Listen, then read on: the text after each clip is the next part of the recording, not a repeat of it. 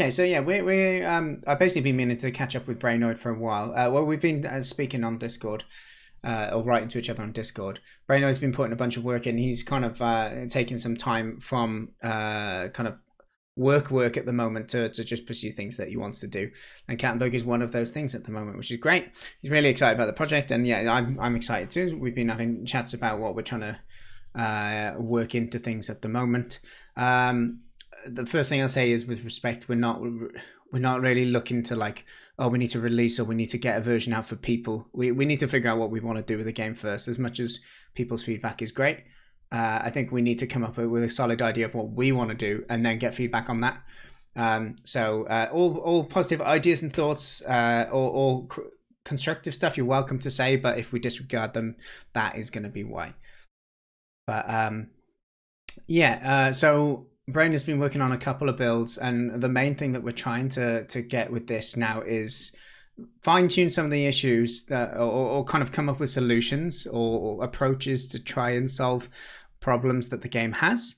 And we are also trying to integrate deck building. It's something we spoke about before and started looking at, and instead of, it had some difficulties when we started looking at it, but instead of throwing it away, Brain was quite keen for us to give it a go and see, like, let's see if we can make it work. And I'm keen for that because I think the deck building element is what would give a game potential replayability. Yes. Like playing Cattenburg, the jam game on repeat doesn't really have too much purpose, but unless you play it on the difficult mode, right? That was cool. And obviously ramping difficulty is one thing, a way to get replayability, but the fact that each run can differ slightly, and you might have a really lucky run, or you might have a really crap run, but you really have to work hard just to beat the game, that can be quite a rewarding experience for people. So yeah, we're still going to push that way at least. And we're going to be having a little bit of a chat about all of that now. And Spacey, of course, you are very welcome to be involved in any of these chats. If you do want to get on voice with us, just let us know, or we can jump over into the Cattenburg voice channel if you want. But yeah, let us know. Quite often you say, don't make me make decisions, just tell me what to do. So that's the normal. But yeah, right. Let's get going then. I need to get this game going. Let me install this. Not install, get this running on screen. We'll see some familiar things. And I'm just going to have a quick beer back just before we start, and then we'll get into this. I won't be able to sync. Start demo run.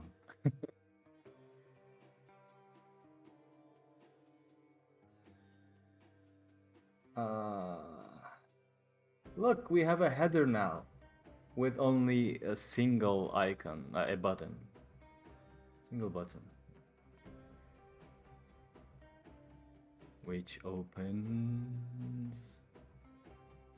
I'm gonna keep that a secret.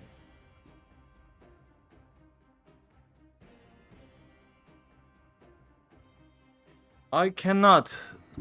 We can let Dan turn my mic up. I don't know. I'm quite close to the mic at the moment, and it's 100% on volume.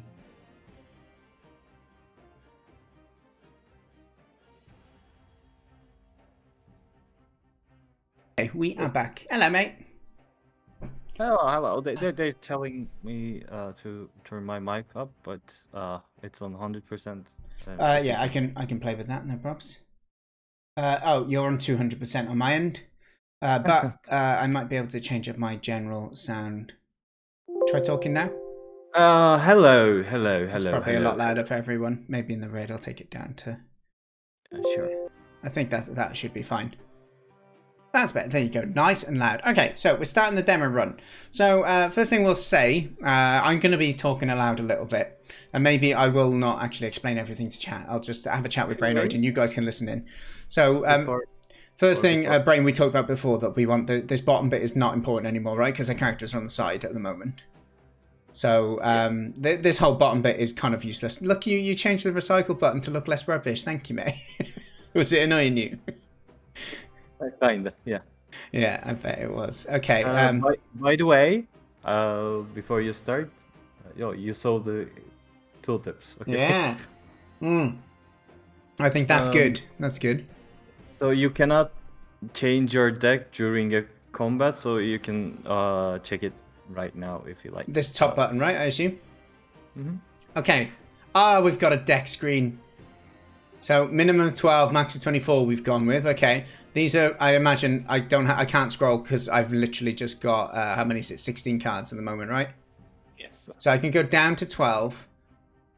Okay. Interesting, I think. Lovely. Look at this. Nice, Brain. You've done good on this interface. I like how it shows the tooltips for each ability as well on this screen. It's perfectly good enough for this iteration and probably... Yeah, that was a struggle in the morning actually. Because somehow I'm retrieving them from a data table, and it returned in an unparsed state weirdly, like Oh, yeah. So it's unparsed as in like it also has some localization info in it with some weird symbols. okay. That is It was, strange. yeah, I had to parse it. We just call it Unreal. That's a classic Unreal situation, right? Yes. All right. So for now, I'm going to keep all the cards. I just want to make sure I understand all of them as well. Artifacts, no problem. We'll catch you later in the stream if you make it back. So, defend, bully, I know that. Threat, I know that. True strike, good balance of just having one of them. I know that. Specials. So, how does a special work at the moment? Do we have... Oh, a special and ultimate. Yeah, there you go. I saw ultimate now. I was wondering where it was. So, for new people, special, we're now going with a new approach where there's both a special and an ultimate card. And you can unlock different specials and ultimates. And whatever you equip before the fight, like you're doing your deck here, there'd be a different section where you choose your, like another arrow. Let's say the screen's slid to the side, and then you're decking out your characters, or there's little character buttons up here. You choose what you want. When I play on special, what ability should it do? And so every character different class will start with their own ones. But the idea is that you could unlock more, or they might be shared ones, and they might have requirements based on what type of character you are. Okay, and then we have heal and hide. I know what those are. Head to head. Okay, so attack the enemy opposite character slot. If there's no longer there, attack a random enemy. Yeah, it's a shame that we have to write like the if they're not there. But I like how there's a reduction if that's the case. It's a good like punishment. Meaning you should. It's not just a random attack. You shouldn't use it unless you can.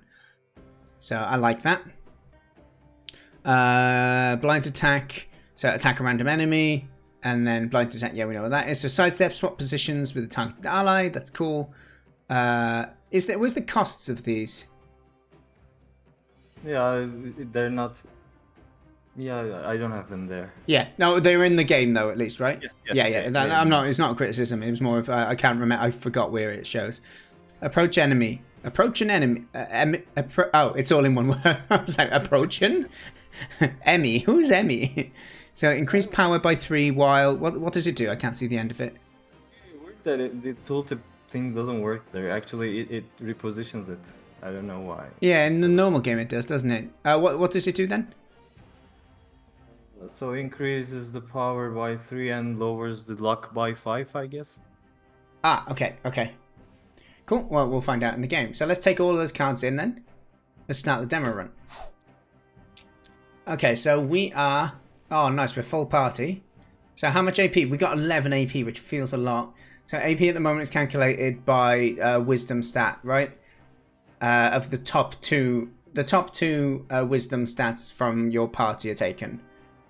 Yeah. Well, it feels a lot, but if you had another party member other than Bard, for example, tank, it would be down to 8, for example. Yeah, we got 2 support classes, basically, right? Yeah, your party is not too powerful they're not combatants, but they have nice. They're giving you nice amount of action points. Nice kind of deck searching, effectively, right? Yeah. Spacey, quiet screaming after importing image to Unreal, and the UVs have turned on each other and are violently ripping apart. Oh, well, why are you working on a weekend? Or is this for... What's this for, Spacey? I'm only joking. Sorry, that's such a dick question. What are you working on the weekend? I work outside of work sometimes. Anyway, okay, right. Let's choose some cards. So effectively, I need to save 3, so that gives us 8 that we could use. Well, actually, no, it doesn't always take 1 to do an attack anymore, does it? So these are like our event cards. We're going to probably make these look a bit differently. These are our environment cards. So normally we thought of environment cards originally as like negative things, didn't we? But I think it's quite positive to have like it's like a negative inverse of a trap, basically, right? Yes. That one, which is nice. Okay, so we've got approach enemy now. We probably won't definitely use that. I guess the tooltips on some of the newer cards don't show, right? Maybe. It shows like trap and infiltrate and trap. Oh yeah, those yeah. They I don't have those, no. Okay, so let me have a look what heavy rain is. So cards in the game. Heavy rain. Reduce party member base wisdom by 50% until the end of the turn. It doesn't have a tooltip? No. Okay. Yeah, I probably entered it, but maybe I mistyped the name of it. So Yeah, it doesn't show up. That makes sense. Okay. Trying to finish it before you go on holiday. I get emotionally attached to the assist. I spent a long time struggling and don't want it to get handed off to... Oh, okay. Thank you, Spacey, for explaining. Sorry if you explained that earlier and I missed it. Yeah, I think... So what feels weird for me is I know originally we would reveal a few cards and then we'd actually go on it. But now we get to just reveal many more. So at the moment, what have we got? We got approach, we got sidestep, we got... And here's the cost of it, right? So we got to start about this. So if I want a true strike, that's 3. Approach an enemy is going to be 1. So that's 4. We can reveal another card and hope to get something better. Okay, head to head. So Bard shouldn't use head to head. True Strike is gonna... What does it do? Double damage. You can sidestep with Priest to switch with Bard and then head to head if you like. But they do the same damage, right? Yeah. Oh, but I could do that. The thing is, sidestep takes up a turn, right? To change position. Yes, you place the character on, so... Yeah, so I feel it would be like, if I had a stronger character down here, it'd be maybe worth it. I usually, if there's a special card, I switch Priest and Bard, because with Bard special, I entangle the opposing target. Ah, okay, that makes sense. Alright, well, let me see. What I would do here, I feel the True Strike is wasted on Warrior, because he's going to kill him in 1 anyway. So we can head to head with him. We can do double damage on one of these. And then, because they're face to face, I think I might double the attack and reduce the luck of the priest. So that's what I'm going to go for. Yeah, we'd need something to show that these aren't cards we can play on anymore, right? Yeah. Yeah. But yeah, for now, it's fine. So we're going to go head to head. Kill the top rat. It looks so good when they attack, man. You did a great job with that. Then we're going to do True Strike with the Bard. Yeah. Does the position stay till next round or no? It's next round? Next game, fight? next fight. No, it resets. Yeah. Do you think we should allow players to reposition their party? Yeah, in the loadout menu, maybe. Yeah. I'm just going to try and write down some of the feedback as well that I'm saying so far. So, like, environment cards should be obvious that you can't play a card on it after you've revealed. I've also said that we can fold them. You can what fold? Oh, you and your folding cards. I forgot about folding cards. The last thing was like yeah, reposition party members on loadout screen. Yeah, some of these I'm sure you thought of already. It's just more of just making sure we're hearing it. Okay, so we have 2 chances. We could sidestep here. Can we sidestep if they've moved? Yes. Okay, yeah. You just choose like a slot, I guess. So we could do that, or we could approach the enemy to increase my damage next turn. I just want to see how sidestep works. Ah, nice. It shows Brill how it brings him back, Brain. Good job, mate. That looks great. So I'm going to swap him with the Bard. Nice. Oh, it just happened to put him in a line. Yeah, that's fine. Cool. We got one, so we might as well reveal. Ah, then we found the bloody special. So what are our specials again? We can't check them out. So Holy Touch. Let's look at the sheet instead of asking you all the time. Holy Touch heals the target for wisdom. So that's going to give us a heal of 5, which is pretty beastly actually. And we get to choose who is targeted, which is pretty nice. Entangle is a song, which is, where's our specials here? Bard. Entangle pacifies the target for 2 turns and deals 50% wisdom damage if it's on the opposite character slot. Oh, that's nice. It's not pacifying for 2 turns. No, it does. It does. Okay, yeah. Is it like doing this turn and the next, you mean, right? Yeah. I guess you might as well say during the next turn. That might be clearer, right? Sure. No, that's something we've talked about before, isn't it? The turn phrasing it can be confusing. It is. Yeah, we'll have a chat about that when we get closer to it. Hold on, let me just make sure I understand. 50% damage if it's on the opposite character slot, but otherwise a random target is chosen to pacify. So what does that mean if there's no enemy opposite? Deal damage, but only pacifies if it's not in front of you. Right. Okay. So just to rephrase this is basically pacify and deal 50% wisdom damage to the character opposite you. If there's no character opposite you, just pacify a random enemy. Yeah, okay, cool. So that's pretty cool. And then we have Intimidate. And our Intimidate here is, where are you, dearest warrior? Finds the lowest power enemy and steals half of its power for 3 turns. Nice, so that's this... I'm trying to think 3 turns would be this turn, next turn, and on your next... Yeah, it basically allows you on your next turn to have bonus power, right? Yeah, that makes sense. So that'd be good to combo with ultimate, right? Nice combo. Okay, let's try and remember where some of these cards are. Yeah, do these get burnt even if we don't play on them? No, they don't. Okay, we need to... That's something we need to sort, right? Environment cards need to be treated as if played on when redealing cards on the deck after a round turn. Yeah, because otherwise I can just constantly use campfire, right? But we've got approach enemy and special we need to remember about at least. Oh no, they did get replaced. Oh, you mean the environment ones? Yes. They do, sorry. Ignore. Done it. Thanks, brain. Good job. So you could read about the specials right now. Well, after you reveal the special here. Yeah, the special was here. So I've read about the specials of these. I guess the only one to be aware of is the... If you drag your character over the special, it will tell you what it is. Ah. Okay. Oh, I love how the pacified comes up like that as well. It's good. I don't know why one of them is more has more indent.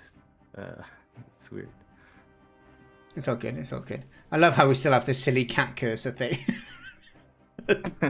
No, not the cursor. The bit that follows the card around. Yeah, it is beautiful. Wonderful. Okay, so right here, I guess the rat we can't really find. Oh, you can drag still, even though I can't move him. It works. Yeah. Okay. Yeah. Random attribute by 1 for 2 turns. I guess it is, right? Yeah, and you have to drag another character again to fix it. Oh, nice. Okay, yeah, that's fine. Okay, so I guess right now we should try and do the Bard special, really, because he's gonna stun it, but also do 53 damage. It will kill it. Yeah. Look! Oh, look! Did you see the animation? He hit it with his. He hit it with his instrument. Did you see that, Spacey? Hey, Manny Frog, nice to see you. It's been a long time, good sir. Spacey, sorry. Good news is that destroying all traces of it in Unreal and re-importing it fixed it, but not before it took me for an emotional. Oh dear. Oh dear. You're going to the mountains. No, hang on. You're going to mountains for LD. So, where are you going on holiday, Spacey? Or LD. During LD, I should say. Okay, so this is the bit where we claim our reward. So, do you feel we should show all the cards and they choose which one they want? I have another idea here, but I'm not sure if it's time to discuss that. If you like, I can tell you about it. Yeah, well, one thing we mentioned ages ago was the idea that you have a certain amount of points. Yes. So, like, you can reveal them all, but it means that you might not be able to claim the best. I don't know that they have costs or something, but what was your idea? Just out of interest. Just building around this idea that you just told about. Yeah, it's difficult to think because it's really unsatisfying to reveal it and then go, oh, I can't choose that card now. Yeah, so let's detail that just a little bit. So Okay. I wrote it down. So again, maybe this mechanic is not the easiest to explain to the player, but still fun to explore, I think. What if we had APs when claiming cards, we said, and imagine you're presented with 5 face down cards instead 3 for now. And one has a different color on the back. Like that color is like, it guarantees a powerful reward, but costs 2 AP to reveal, and the rest are only 1 AP. Okay. And claiming cards also cost 1 AP too. And so in this scenario, let's say we have 6 APs, and we reveal the powerful card for 2 AP, and another 2 cards for 2 AP as well, like one each, right? Yeah. So we have 2 APs left, so we have enough to claim 2 of 3. We revealed. I wonder we can how. choose. Yeah, gaining that many cards fast. That's the only negative I see with that initially. It won't all be cards. Like one on one of the cards, it will say gold or whatever. Yeah. Oh, okay, bro. That's now. Now I'm feeling that idea more. Because yeah, if you just have like here's some experience, or here's a support card, for example. Yeah, even in the powerful cards, could be like more gold than expected. Rather than like a great card every time. Yeah.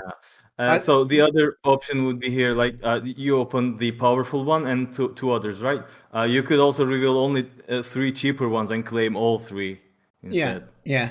I like that. I think it goes. The reason we initially said have these face down was to go with that whole, like, our whole USP is that we flip cards, right? That we're doing our dealing, we're presenting our dealing, even though it's kind of the same as just dealing cards. We're letting you feel like you have a bit of control over it, and actually you do when you can remember cards. So I quite like it. I don't think we need to introduce the memory element into like the next round's rewards, though, right?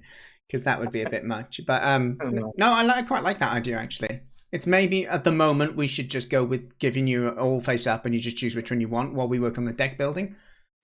But then when we work on like a overall game kind of pro campaign feel, then we can review that. I like that idea.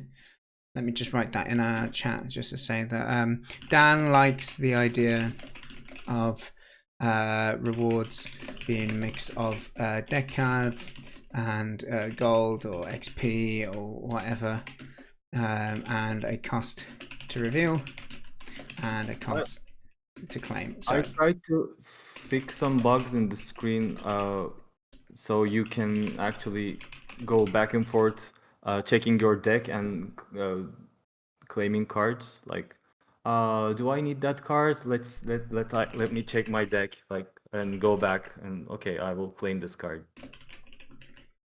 So do you say that works now then?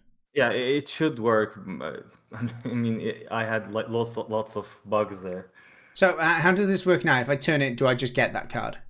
No, you don't. Okay. Do I have unlimited AP? No, 6.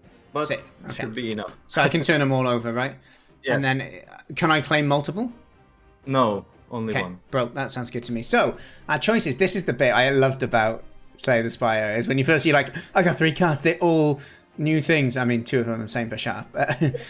It's like that. Okay, so 2 power to self and a random ally. Okay, that's cool. That can be used by anyone at the moment. We haven't got any kind of restrictions on it. And that comes into something else, you know, when you're on the screen, you're like, oh, I can use, oh, only my warrior and bard can use this card. If we go with that archetype kind of idea thing as well, which could be interesting. And then exchange of clothes. I don't know if we're gonna do that for the neutral cards. I mean, this. More the specials, you're thinking, right? I guess. Hmm. Yeah. Okay. Okay. Okay. So we have that exchange of clause. Attack at the enemy. Enemy also counterattacks you for 50. Ooh. Oh, but it's targeted. Yeah. That's the benefit of it. Exchange of clause is such a good name, by the way. We're gonna go for exchange of clause. I feel. I think we're gonna get some good use out of that. Another attack card. Okay, we're going to go... So this is another thing, like, we want incentivization. So just to not... It's not going to be in the game for a long time, but the idea here is that maybe going to the big rat, which is going to be a harder encounter, would give you, like, better rewards. Better tiered rewards when you choose them. I'm 100% sure I'm not going to do this in UI, like, this screen. Oh, yeah, yeah. I hate it. We'll have to come up with a way of how we'll have to revision the kind of. It's either gonna be 3D or like sprites, not UI. Yeah. Okay. Yeah. That's fine. I'm happy to reimagine it in any way. It's just like if you get a choice of paths, but what I want is a way for you to kind of like see ahead, and so like think that there's a nice route ahead, if that makes sense, right? Yes. So yeah, the other things that and I kind of half imagine as well is like this might be over here might be like a question mark, and that would be an event of types. There may be like a character. I don't know whether we'll just do characters can be found in towns and you just got to visit towns and hope to find one, or whether we want to actually show a character on a map saying, you know, who's that Pokemon sort of thing. You don't know which one it's going to be, or whether we show exactly which a character it is. So then you're like, ooh, we really want to go that way.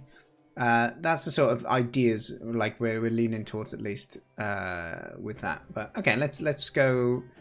I'm gonna go this bottom route because it's got a big chunky boy at the bottom. Okay, so we're actually against 3 enemies. Bat rats. How's our health? Yeah, I still can't remember the actual max health of our characters at the moment. But I increased all the HPs, including enemies as well. Yes. Yeah, lovely. Okay, cool. So let's go. Randomize a random card. By the way, real quick, can you check if it added the card you Yes, claimed? it did. It did. Oh, did it add it into my deck, you mean? Exchange of clause is selected down there. And it's 17, so it looks like, yeah. Yeah, alright. So where is the time I can change that? Like, if I do it now, it's not going to change it in combat now, right? When you had the map open. Okay, well, yeah, that sounds good to me. That makes sense as well. Spacey forgot about the Q map. It is a glorious map. Perfect map. Ready to ship. Okay, so let's go ahead and find some cards. Ah, trap. Special is good. We know what the specials are at the moment, so we could... let's get our options down first, and we can change position if we need. Another special. So we don't need to heal at the moment. We can't... See, this is where Warcry would be good, because Priest could go on Warcry, then Warrior can do a special with bonus attack. Well, Priest has a Warcry in its ultimate, actually. Oh, right, okay. Exchange of claws, that's good. We got a targeted attack here. So I could use that to make sure that we kill Rat here. We could stun this bottom one using the special here. The only thing I'm thinking is the special here will get me a lot of... Oh, where is my special? Oh, yeah, Intimidate there. Oh, where's the tooltip's not coming up for me. It disappears. Well, isn't it just you steal 3 power? Brain. Half power of the lowest power enemy. Ah, right. Okay, so it'd be 1 or 2? 2. 2. It's sealed. Yeah, that makes sense. Hey, Lynx, how you doing? So is it worth taking that now? Because I'm thinking special whirlwind, but it doesn't do that now, does it? No. So at the moment, we might not use all the specials. I think we're okay to reveal a couple more cards. So highest threat would get either Bat Rat. Okay, well, how about this? We can get rid of one of these. If we do a... We can do threat... Oh, actually, no, it's not going to quite do it. Sorry, I'm taking ages to decide here. I'm basically thinking exchange of claws we could use on one of these to finish it. But there's no guarantee that that's going to hit it unless we crit. The Bard's got a bit of... actually, the Priest has got more crit. So we could try and do a high threat. It's going to hit one of those two and then finish it off if we crit. Let's have a look if that happens. We didn't crit. Like that Priest has too much luck, honestly. Yeah, I think we did it as a way to dodge, didn't we? Well, maybe she could use more vitality than luck. Yeah, I agree. Because it makes her better at attacking than the Bard, which doesn't feel right.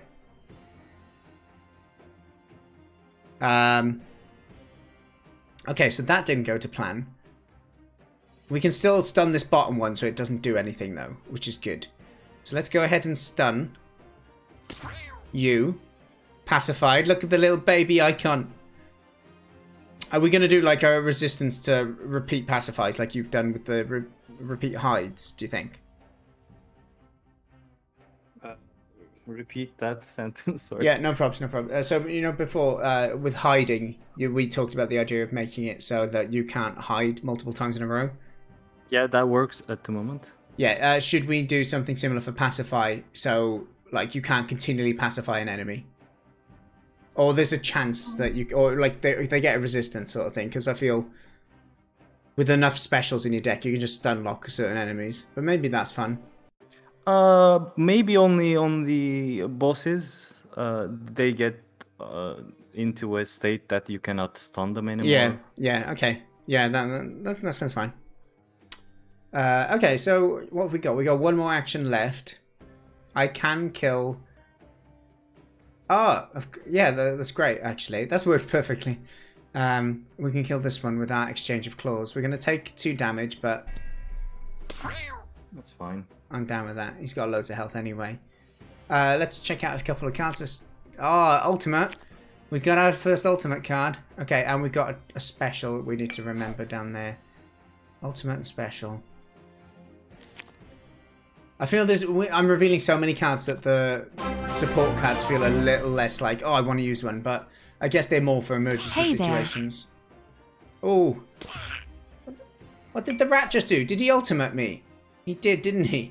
So what's the rat's ulti? We need to have a look. Roy, it's nice to see you, by the way. I hope you're keeping well. Rat, ultimate, rampant. Oh, the 2 attacks on 2 random enemies. That's what happened. He smashed us. I feel like right now, I feel the enemy attacks are so fast, I don't really see what happens.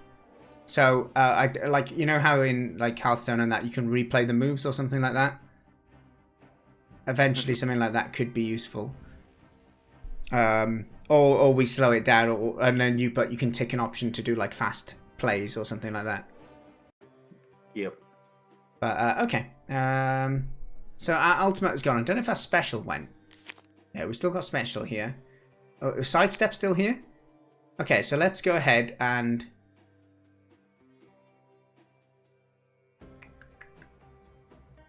sidestep this. We're going to do the Brainoid move. Then we're going to Bard's Entangle. You are pacified, good friend. And then we've got a couple of... Oh, trap! Oh, actually my warrior's taken a big amount of damage. I need to maybe try and get some healing before we finish this round. So blind attack is just a random attack, right? Let's see if we can get something better here. Okay, campfire's good. We can hide. I don't think that's advantageous right now. Heals. Recycle twice. Ah, okay, you have heal. Sorry. Yeah. I was gonna say it might be worth it, but let's get a little bit more. Yeah, I personally I feel we're revealing a lot, but as you said, it's because we got the 2 highest wisdom classes, right? It'd be interesting to see how it feels otherwise, because they are weaker in their own ways, right? So once you have more powerful support cards, maybe that will change some stuff. Yeah, you're right. Let's see what happens. Also, should it be 0 out of 3? Oh yeah, you can recycle it 3 times, so you can see 4 cards basically, and then you can buy it with AP. Oh, but it didn't do it. Oh, it replenishes them all. I forgot about that mechanic. Interesting. Oh, okay, so we could undo one. That's one bug. Can we undo those? And then I can re-reveal Campfire. Do we want that? Maybe? It's quite a powerful combo. Like unreveal environment cards. Too strong for positive ones. And just writing in our chat. Okay, let's get our heal on. It's interesting to explore that though, right? Yeah, maybe we can add an Easter egg there. If you undo an environment card and reveal it again, you see something special there. Oh yeah. A little thought here. I just noticed like the heal card does 10 health. Yeah, it's too much. Because the priest only heals 5. I thought that was a lot earlier. Yeah, heals for the wisdom actually. Yeah, yeah. So, but like you'd need to significantly boost that in order to make it better than the heal. Yeah, so heal is something like end game. It's gonna get less useful because 10 HP won't be something you. Oh, okay, yeah. Well, the other thing to think that I didn't consider just then is, yeah, I could put my warrior on heal, but then I've lost my main attacker. So it may be better to I can still attack with him and I can keep him topped up with the priest, right? Yep. Yeah, so even though it might be less healing, it keeps my main abilities in the game. It's interesting. I'm enjoying the thought process. All right, let's heal. Let's get that. Longest playthrough ever. Sorry, Brain, if we don't have time to do too much more today. But I've still got a couple hours. It's not bad. Yeah, I like you're taking your time. It's okay. Okay, cool. All right, so what are our risks here? We're all vulnerable to attack. He's pacified, so it should just be one damage to us, which is great. They're gonna probably reveal 7 cards and an attack us. Oh, he's got a true strike. If the AI's like it, you. Oh, and an ultimate. What? He didn't. No, it crashed. Oh. It's like he didn't use his turn. And I hovered over one of these cards as it was turning, and then we got a fatal error. I'm sorry. No, don't be sorry. It's not a problem. It's not a problem. I didn't test this last build thoroughly, sadly. It's alright. Oh, hello there, Pomo. You do hold a record for long Cattenburg runs. Okay, let's start the demo run. I'll play a bit faster this time that we don't need to explore. But if I don't get those cards again, Brain, I'm going to be sad. And that is genuinely... I know it's tiny, but... For me, it's exciting that you don't know if this run's going to be exactly the same. It changes the dynamic massively from, oh, I need to get from point A back to point F so I can continue where I was at. Because now maybe the journey from A to F will be different and more enjoyable. Or worse, you know? Okay, less mouse moving during the turn changes. Yeah. Garrison, so we got increased luck. Is it meant to be next turn, or is it... Because I guess if Garrison, it gives you a chance of more crit, which feels a bit wrong. Only this turn, yeah, until the next turn. But, I mean, it'll boost us this turn, right? The idea is that it should be like next turn, so when they attack, you dodge, right? Correct. Yeah, so it's a bit boosty at the moment. I'll just write a note of that. So Garrison should only impact next turn. That's a weird mechanic if compared to anything else, I guess, right? Because normally it instantly does it. So yeah, Garrison sounds like you can stack your cards up on that card. Like you can play 3 of your cards to Garrison in there. Yeah. Yeah, for me, the idea is meant to be like a fortification would be another, like somewhere you can hide behind or fight from a better strategic location sort of thing, you know? Or maybe from a, yeah, isn't there a word for that? For having like the upper hand, like position-wise. There's a term, I swear, that I can't think of right now. But anyway, okay. What was that, Brain? Sorry. High ground. Yeah, the high ground would be great. Yeah, so go for the high ground sort of thing, right? And it gives you more crit next turn. Yep. Okay, let's carry on. This is meant to be the fast round to try and catch up with where we were. Did I have a trap? No, okay. I didn't heal over my max health then, did I? You can kill them. Oh yeah, I can. That's no, true. you can't. I used my... no, we might be able to...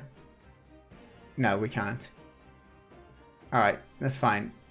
Whatever. I wasn't concentrating.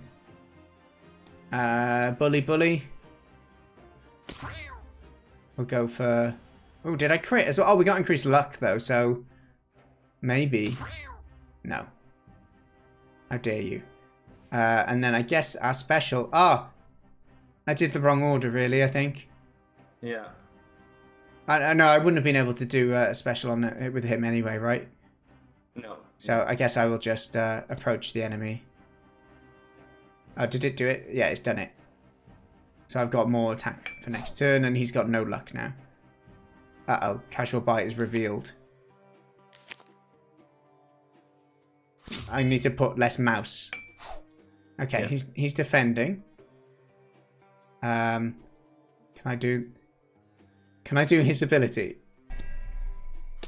Yeah. Sorry, I just had to try it for fun. Okay, let's just true strike him and move on because we're trying to catch up with where we were. Fantastic. Okay, so what have we got? Okay, we got some of the same abilities. That's cool. Tactical brother. Attack the character in the opposite slot. If there's a target, gain 1 AP back. Oh my wish, that's lovely, isn't it? Although I did find this good. And I wish I took it last turn, so we're going to go for Warcry. As a nice... We got 2 support players, so I think that'll be good. Alright, we are going to go to... I don't want this big fight yet, so we're going to build up. And they don't reward you more. So. Oh, yeah, but still, it's the harder fight, isn't it, at least? So is this deck... that's building up from previous games? Am I keeping last round's deck? Of support cards? Support? I don't know how support works. Yeah. So. No props, no props.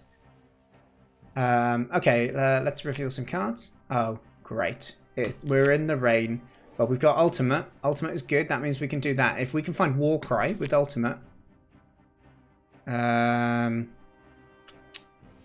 we can maybe stun this bottom one. We've got a Bully as well. How much do we need for these? At the moment, it's just... Ultimate is 0, especially 0. Is that accident? Or is that just for trial sake? Or... No, look at Whirlwind. So is it different costs per... Are they all the same cost? No. Okay. Sometimes they're different, but usually same. That could be a little confusing. But, yeah, well, we can deal with that. I say use Whirlwind. Yeah. I was just hoping to get I wanted to get my Warcry card. That's what I wanted. Yeah. But that's fine. If you buff and then Whirlwind, it would be great. Yeah. Alright, we will go ahead and I guess we got special. We can reveal 2 more. Lots of specials. Oh, another Ultimate has come in. We can't afford to do both though. But what is his again? Increased power of allies by 50% of wisdom until the... Oh, that would have been great. The Cattenburg Anthem. We can save that. Hopefully the enemy doesn't remember it. And this one is heal your party. And, oh, actually, no, let's go for that. Bit of AoE on those as well. And we healed them. Yeah. That's fine. Uh-oh, true strike.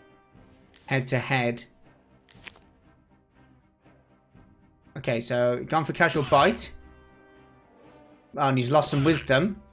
So we'll have less AP next turn. Yeah, we've got 10 now. Okay. We used that. I think we still got another ultimate. How much is that going to do us? How much does it do again? 50% of power. So it would do 3 damage to these. Now let's see if we can find a buff, shall we? Don't you have the other ultimate there? No. You don't. No, they used it. I used it last turn to do the priest's AoE. Oh, okay. Because I was keen. Okay, we got to be wary here actually, because we got less AP as well. The head-to-head down here will finish it off. And then I think we will just... Yeah, let's go ahead. Oh, I forgot it changes the order. Alright, we can still do a sidestep though, right? We can sidestep you with that, and then you can do your head-to-head from there. Wrap.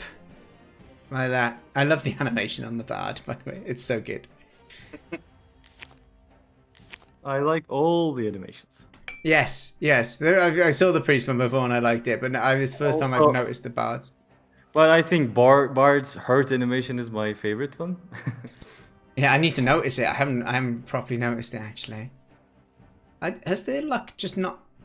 Is it always 0, or do we take that down and it's not gone back up? No, Batrat's luck is 0, I guess. Poor Batrack.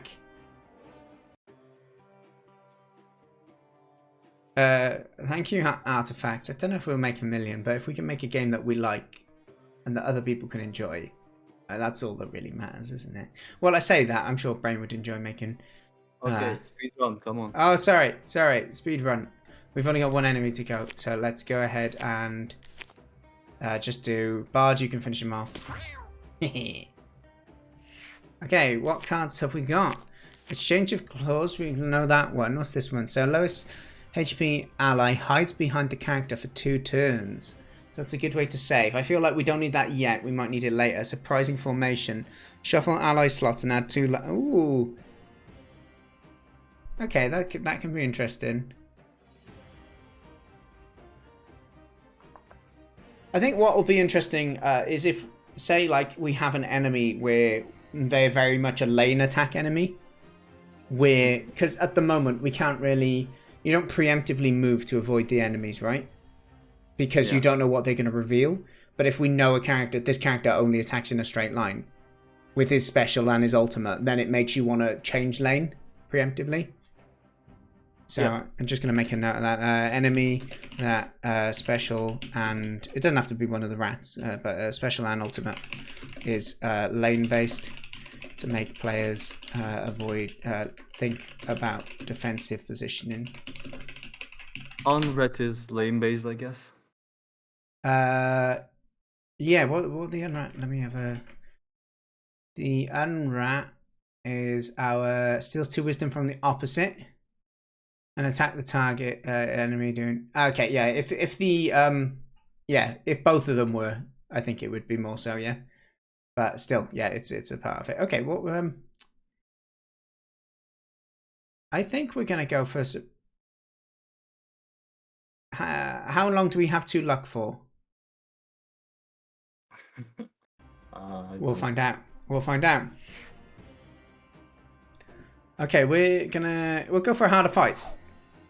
Yeah, the slime rat is in town. Oh, yeah.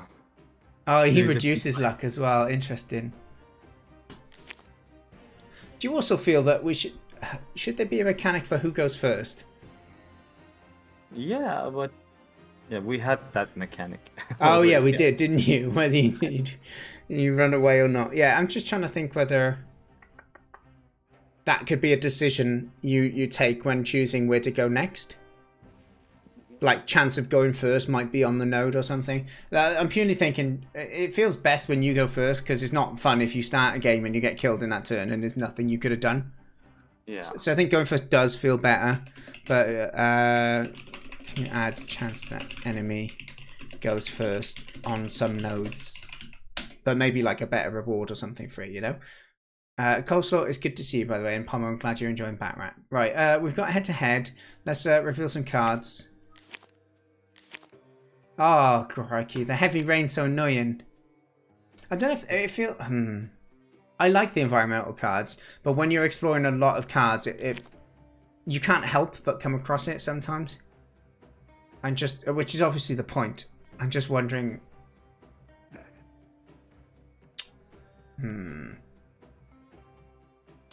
I don't know whether there's something more we could do. A different... I don't know. Okay, let's use some of these. We've got 5. They're all taking 1 at the moment. The special will take 1. Let's do one more reveal. Oh, for flip's sake, trap. Of course it is. Okay, so blind attack. I need to. That's just a random attack. We then have bully and head to head. Head to head. Do you do? You could remove some of the cards from your deck to like. Oh yeah, I keep forgetting about that. Yeah, yeah. I will think about that actually. Thank you, dude. Can we randomize heavy rain? Ultimate. Now we're talking. It's about increased power. Yeah. Sing the Cattenburg anthem, boys. And now we can do head-to-head to kill Batrat. Excellent. And then we don't really need to heal. So do we want to go for Bully, which is the lowest health? Is it lowest health or lowest attack? I forget. Enemy with the lowest health. Lowest health.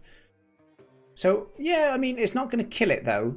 So we might go blind as a chance of getting... Crits?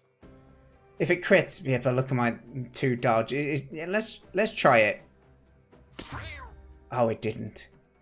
But still. Okay, that was a good turn, though. I like that. Maybe they'll open a trap card. Yeah, oh, that is a hope. That's it. Oh, yeah, good thinking, mate. I didn't even consider. Remind me to change my deck before we start the next fight. Okay. Casual bite. I love the name of that ability. Holy cow. Okay, we're starting to remember the bits where the game gets dangerous. Okay, so our priest is low. I should probably try and remember these cards more, but once we kill this guy, I think we're fine. He's high luck, isn't he? And you can try to pacify Slime Rat, so you don't get that much damage. Yeah, that's a point. Did I take that shuffle and power card? I did. Yes, yeah. Shuffle and luck, sorry. So I might come across that and hope that the bard goes up there and then we can do a special on him. We'll find out. At the moment, defend feels a little... When you've got so many options, I feel... What was quite nice with defend is where you only had like 4 cards. And you're like, okay, well, we have to play on defend, so let's decide who's the right person to use it on. But well, I think... Defend is quite powerful, actually. I think it's worth it. Does it half the damage taken, or does it split it, right, if I remember correctly? Yes. Yeah. Half, I guess. Okay, so we've got head-to-head. It's not going to kill that. We've got a few more. Let's reveal a bit more. Okay, surprising formation is in town. Let's go for it. Increase our luck. Spice things up. Thank you very much for the follow, by the way, Notes. Okay, so the bard is in the right position if we can just find a special. We can do our AoE with this, right? That'll kill the bottom one. We just want to pacify this. So this is going to take 2. His special is going to take 1. So we got 2 more things to reveal. I can also head... No, actually, I can head-to-head to kill that one to give me an extra turn. Ah! Blast! Alright, we're going to go one more. Damn it. Randomize? You have randomize? Oh yeah, we do. Let's go ahead and randomize defend. Gareth said not what we wanted. Although it's quite strong though, but no, we'll still go for our ultimate here. Oh, it changes the positions as well. I didn't even think about that. That would have been bad if I did it the wrong order and then I tried doing my opposite attack. Yeah. I guess it's not a problem because we can do blind attack, which will hit it. I still like those decisions, like, oh, we've got 2 attacks. What is the best one to make? I still think they're interesting. He's now... we shuffled the order, but now he's still opposite it. A weak priest. Changing the order is fun, though, right? It is. I find it interesting. We always talked about the idea of changing position. Okay, I'd like to try and get some healing done before we wrap up this. So... I know the special will allow me to do a targeted heal. Crikey, we're going to be running out soon, aren't we? We'll do one. I think the problem is I'm revealing some of the same cards as well because I'm not thinking about it properly. Okay, let's just get me healed. Make sure that we don't get one shot. I don't think we would. A crit would be 6, but I don't know his ultimates actually anymore. Maybe you can recycle your support cards and get a randomize or survival there. Survival card. What, as a defend card? You thinking, or? Heal. Yeah, the things we've used. What for the bard? You mean? No, yeah. Yeah. Bard missing 13 HP. Oh, yes. Survival gave me bully. Does that mean I don't have one in the deck or something? Probably. Yeah. That's confusing. But that's fine. Okay, for now we will just get some flat damage on. I think. We might be able to crit if we're lucky. But we're gonna reveal one more first. Oh, he dodged. Of course, I forgot he's a dodge master, isn't he? Yes. AHA stands for An Honest Adventure. It was a stream overlay game that I used to run on my stream. Oh, did he defend himself? He did. Coleslaw, I will read your comment after this fight. Sorry, I've taken a while. Okay, heal. Heal's good. We're going to get our bard healed, I think. I know I've done it really early, but that heal card is so strong at the moment as well. I think we might... we can do a targeted heal as long as I can get an attack card. Oh, no. Head to head. I can't... Okay, we could sidestep, but then we can't do the heals. Let me recycle what cards I've got. Undo reveal might be handy. To give us a point. Well, let's reveal a little more, see what we get. Oh, this is not good. So special is 1. And then we need one more. Let's try... No, that's not what we wanted. Okay. We only do 50% damage and it's defending when we do it that way. Our special, we can do a little bit of healing. We're going to go with that because I feel like I want to keep my characters topped off. And then we're going to just go for... We've got one chance of revealing a... True strike, how dare you. Okay, at this point I feel 2 power to self and a random ally. Head to head, we'll do less damage. Lowest power and steel power. We'll do that because then he can't attack for much. That's a really strong card actually. Yeah, it is. I think most of the buffs should be stronger, so you can choose them over, pick them over the normal attack cards. Over like pure attacks, right? Yeah, I agree with you. They increase your survivability or decrease their threat. Even if it draws out the battle a bit longer, it's like the calculated way to play, right? Okay, I think we're good here. We should be able to finish them off, I think. Surprising formation. If we just get our priest on that, that should at least move our priest. Right, we got... head to head here would be almost enough. Oh, but if we can get... Doesn't it? Oh, yeah, you're right. You're right. Threat will do the job for us here. Thank you. Even head-to-head kills it, yeah. Would have it? Because you have 8 damage at the moment. You had. Oh, did I add bonus damage? Yes. From Warcry. Oh, sorry. I thought you meant the head-to-head of the bard. That makes sense. Yeah, you mean the 50% reduction head-to-head. Yeah, that's great. Okay, let me just catch up with what was said earlier. Coleslaw saying, game's looking pretty impressive right now. What are you guys up to currently? Any technical shenanigans or mostly design tweaking? Well, we've only just started doing work on it. Again, Brain has been working pretty much all week on it, which is really appreciated, while I've been working my day job. But at the same time, he's doing technical stuff in order to allow us to explore our design ideas. So we're generally trying to work out how we would like deck building to work in this. It's feeling really good at the moment. Let's choose which of these cards we want. So hides behind the ally, we looked at that, and tactical blow. Attacks opposite slot if there's... Oh yeah, that. I really wanted to try that before. Now we're going to do our deck now. So I feel... Hide, I guess if we're all on high health, So I'm going to get rid of hide. Yeah, there will be hide anyways, I guess, because of the the shared deck. Yeah, that makes sense. I think we might just... Do we want to get rid of one of those to thin it out a bit? Random, we'll get rid of one of those as well. And then what are these? We got Sidestep, Warcry, lots of buffs. Let's try with that for now. Okay, we'll go against another tough fight, please.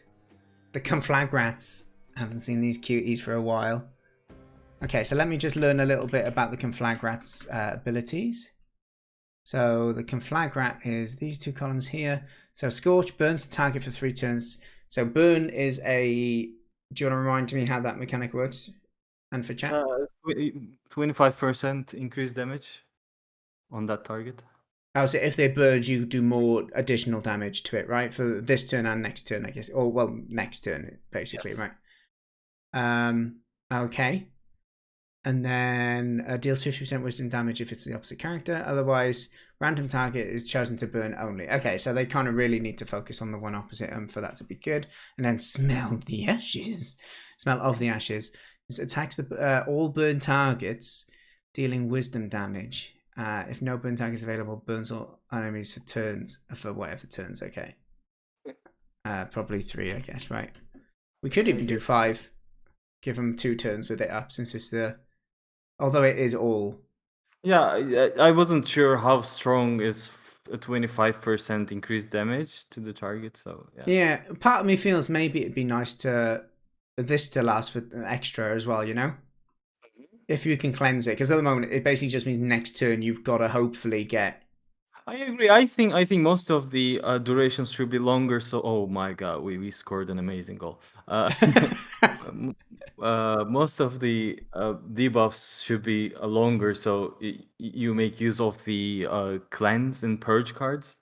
Yeah, that's what I'm thinking. It makes it makes the support cards more useful. It makes you feel like you need one of those in your party, I guess, right? Oh, like a character that can might have a special to cleanse. I mean by that, or like if you upgrade it. Yes. Okay. That's cool. We learned about the Conflagrat, and then we got a normal Ratto as well. Okay, True Strike is great. That's gonna do 9 damage to one of them, and we get to choose which as well. We can change position. Ultimate as well. Okay, so the Cattenburg Anthem would help because that would change to 8. Double, yeah, and then I'd kill it in 1, wouldn't I?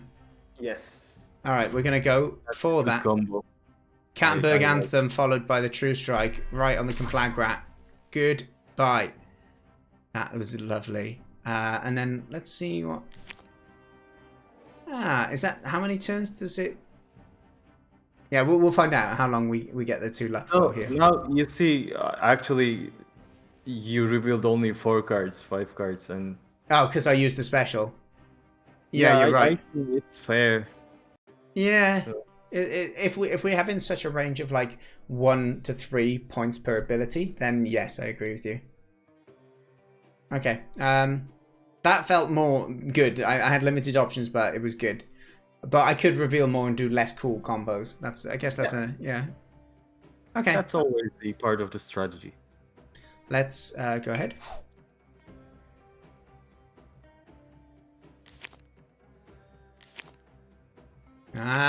Garrisoned. Oh! He True Strike the poor bard. Hang on, how much did he hit him for? Oh, was it? It must have been Conflagrat. Yes. Yeah, he hit him for 8. And then he hit him for 3.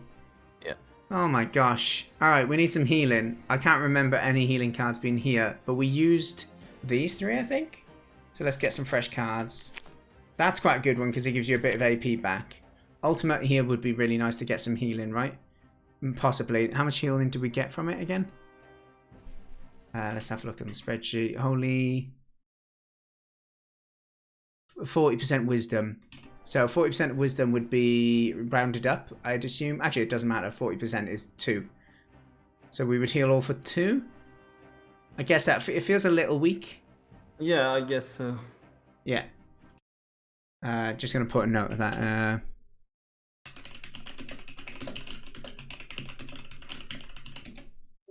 I guess it should heal for 3 and damage for 2 or something, right? Yeah, maybe. Yeah, that would feel a bit, because then I'm doing 9 healing, which is more than what I'd normally do with my heal, right? It's still less than the single heal, but I'm still going to use it anyway because it's what I would have done. And then we need to think how to do this next play. How many? We got 6 left. Let's reveal a little more. Special could be good if I could switch these 2 around. I think we had a sidestep somewhere. Yeah. Alright, let's sidestep. No! Oh, I did it the wrong way. Can I cancel? No. Blast. Sorry. No, that's my fault. I was like, right, yeah, the Brad wants to sidestep. Of course he does, but then he can't do his bloody ability. It's okay. We can still do some good damage. I'm trying to think if we get anything good here. Let's randomize a card. Change to... We might get threat if we do that, so let's try that. Bully. Bully goes for this boy. Or no, lowest health. I always forget. Lowest health. Yeah, so we could get... that's good. Make sure that we kill him. And then let's get some info about these cards. Oh, for flip's sake. Uh-oh. I've permanently scaled the cards, I think. Okay, they've gone back. Yeah. 2 damage effects at once. Yeah. I will fix it. Scorch. Oh, there's the burn effect. Burn for 2 turns. Lovely. I almost want him to attack me to just see the burn effect. I'm just looking for a bit of a heal card. Oh, crikey. Survival card. We can use this. Let's go ahead and put this there. Ah, oh, damn it. We don't have... That means they're down on the board somewhere. Does it just put our cards on this left? Or is it anywhere now?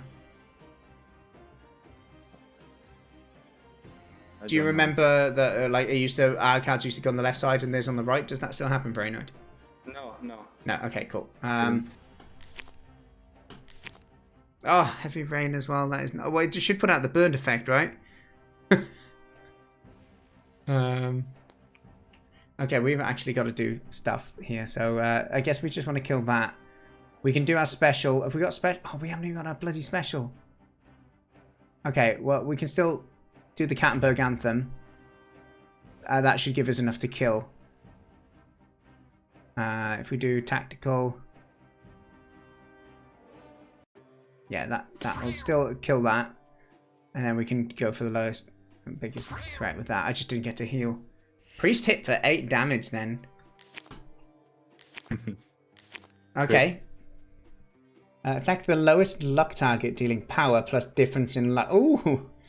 Difference in luck. Yeah, that's a nice way to make it not super strong.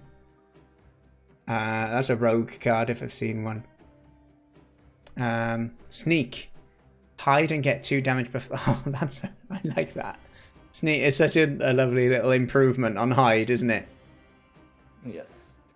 I feel... This could be good for our bard. Yeah, arbitrary imposition is fun, by the way. Not bard. It's fun with the no bard also bard works. Sorry. I think maybe is the stats increased, or do they both? Because otherwise the bard is all round better. Maybe this is increased. Yeah, priest should have more luck, I guess. Yeah, we'll see if they reset. We'll go for that. And then let's go. Right. So I was quite happy with the thinning of the deck. I feel it'd be nice if I could get another heal card, I would take it. Because we're a bit thin on healing at the moment. Does this increase our luck? That could help us with our... Okay, so we can build towards our luck build now. Gain 1 AP back if not attack a random enemy. So that just gives us a bit more AP.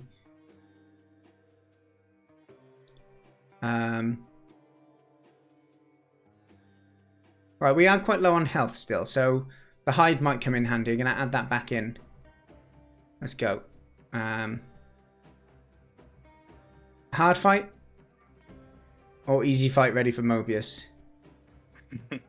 And sorry, a bit of a delay noticed in chat. How do you write a detailed design document? I don't have an answer for that. I write a lot, but some people do designs without writing a lot. I'd recommend just getting... If you enjoy writing, get a document like a Google Doc open, put some headers in, and then just try and get your ideas into like nice, neat sections that you can jump and revisit in future. You want to organize your thoughts. That's what a design doc is, and have a hard reference so you know what you said you wanted it to be like. All right, let's go hard fight. Oh, triple slime rat brain. Well, you asked for it. I did. You'll get body slammed. And what does body slam do again? The slime rats. Let's have a look. You never faced an unrat, right? No, not yet. No. That's weird. Body slam. 10% of vitality can stun. Oh. Okay. So their vitality is 15. So 10% of that is going to do 2 damage, but it can stun. Okay. And then 20% chance to stun each separately, I guess. Hang on, I thought 20%. The stun. Well, it says 10. Or do you mean something because it's hitting all 3? No, that's the damage. Oh, of course. Sorry. 20% chance. Thank you, mate. I completely misread that.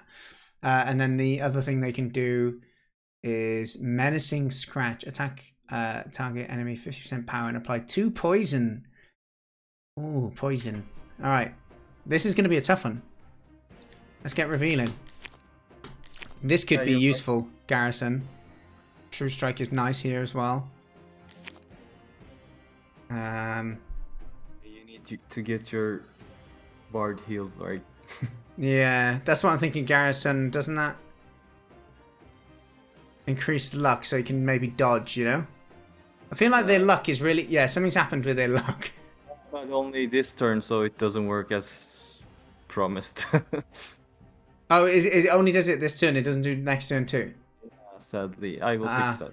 Okay, no props, no props. Let's not do that this turn then. Nick. Oh, or does it give it instantly, Garrison? Yep. Oh, so you don't even have to play on it. Oh, yeah, sorry. Yeah, okay, I understand now. Yeah, because...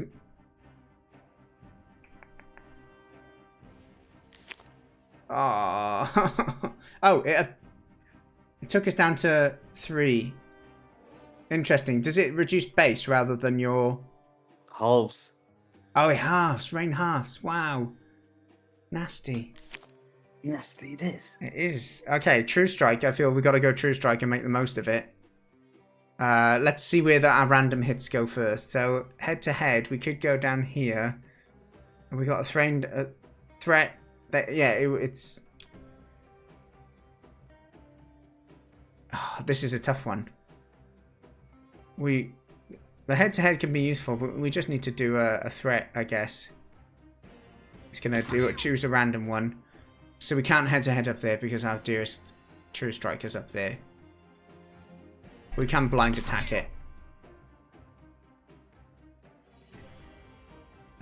So, yeah, let's just blind attack. Happen to hit the right one. Okay, that's good, but the bard's at risk of dying. And if I remember the AI, it will go for that low health. Ah, and they've got increased luck. Like they had low luck. Oh, he's defending. You found the heal. Oh, where's the heal? Heal that. No, he used it. Why did he use it? He was on full health and being defended. Okay. Just be thankful. Poison. Use it so you cannot use it. Oh, that was really meta. Nice one, Pomo. Enjoy the trip to the movie theatre. Have fun. I think no test. Obsidian is something similar to this we started using, where you kind of it's a different way to like organize your thought, your not thoughts, but your designs or your documents or whatever. But it's using what do you call it? Markdown, isn't it? Instead of this fancy stuff. But that's a good way to do it rather than a Google Doc if you wish. Nice one, Royds, as well. Thanks very much for the good feedback. Braino is the one who's done a lot of the development recently, so good job, Brain. Hello. Okay, let's go. We got a bit of poison. I'm still concerned about that. This is going to be a fresh card. Got a heal ward. Yeah, we need to heal. We need to find a heal. Special can get a bit of healing done, I guess, right? Ooh, and a true strike. Who does this? Who defended it? I wonder whether we should know that. Yeah. So that we know who's going to take split damage. Because if it's him, we could kill him, right? We're doing true strike on him. I'm tempted to just do that anyway, just in case we get lucky. Let's try true strike in. Oh, what the? I went on the wrong one. Yeah, that happens. Sorry. I hate it. Sorry. Did I do it wrong, or is it just a chance with the mouses? It can bug out. Yeah, it's bugged out. Okay, that's okay. Happened to me. It happened to What? me. It's almost okay, but now I'm realizing I have no way to heal the bard anymore. That's okay. We can still kill that. We can kill that with any character. We just kind of want to heal. We can randomize our tactical blow. Is that the one that gives us opposite slot of gain 1 AP back? No. I think we're just going to have to keep looking. Oh, all of the attack cards. Okay, we're starting to see the negative of all attack cards now, right? Okay, so do we have bully? Is that the lowest health or attack? Yeah, okay, so we can kill. Right? Can you say that again, mate? Sorry. Randomize. Yes, that's a fair point. And this takes 2, so we might still keep that. Let's get rid of threat for now. Oh, well, we're not going to be able to afford true strike. Let's get rid of that. Garrison. It gives us. Oh, it doesn't count because we didn't turn it, is it? Yeah, I Yeah. need to get that sun as well. Yeah, that's okay. I'll just make a note of it.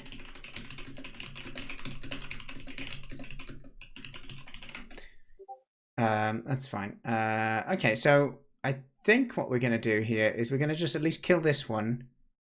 Oh, but we might get one heal.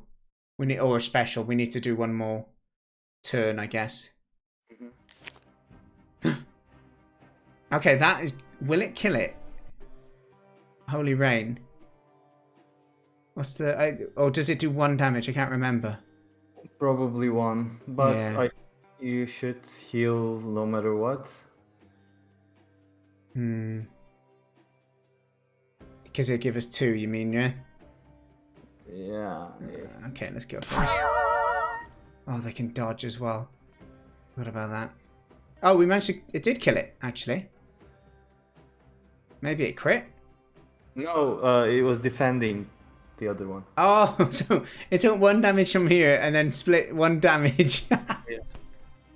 Yeah. That's filthy. Okay, so in which case we could. Oh, we can't do anything. Run out of AP. Yep. But that's alright. You have 10 HP now.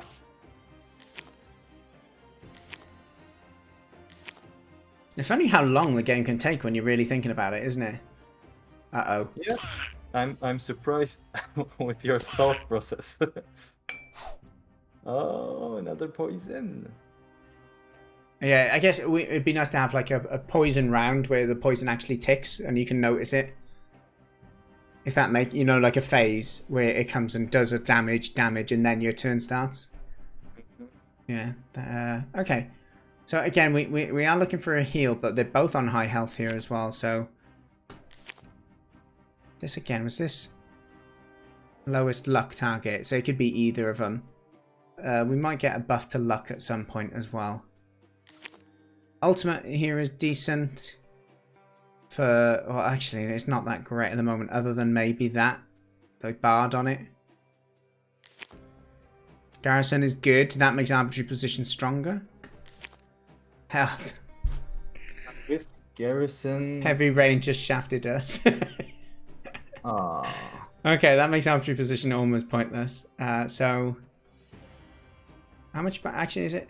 Oh no, it still does more than a normal attack. But I am. Because their luck is higher than yours. Oh, so there's not even a luck difference. Yeah, you're right. Oh, crikey. Maybe they will heal. I didn't even test that bit. Oh no. Oh, that's great. Yeah, we don't really have any defense stuff going on at the moment. Ultimate is 2, so we can reveal 1 more. Okay, that would increase our luck.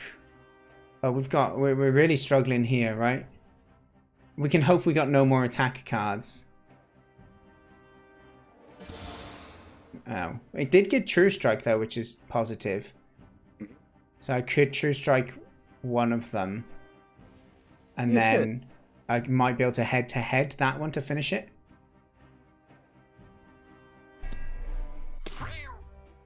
Oh, it killed it in 1. Crikey, I didn't even think about that. How does surprising formation work again? 2 luck to all allies. Yeah, so that might help him dodge if he gets attacked. I'm trying to think. Do we have? I guess head here is fine,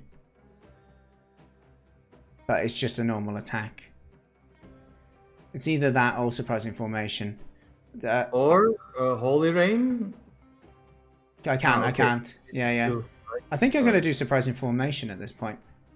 Okay, I don't know if it goes two turns or 1 turn, but I guess we'll see. Learn about it.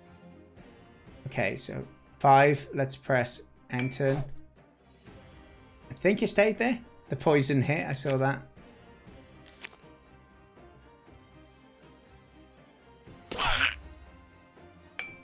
I think. How do we feel like if we had like a disease debuff that reduced your luck each turn until it's cured? If that makes sense, that could be interesting.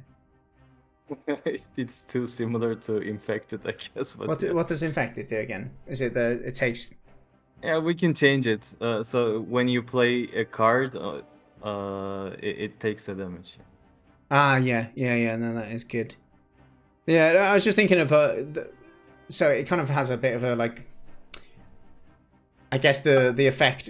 Sorry, maybe we can do it like they do it in Discovery Channel. No, Darkest Dungeon. So you have different diseases with different results. Perhaps, yeah. Because I just think the luck one, it kind of thematically it works in the sense of it doesn't do damage, but effectively you're going to dodge less and crit less. You're just less. You're kind of weak. You know. Anyway, okay. Let's go and get some heals. Ideally, I feel like the heal card isn't in the deck anymore. Ah, campfire. Can we get an undo?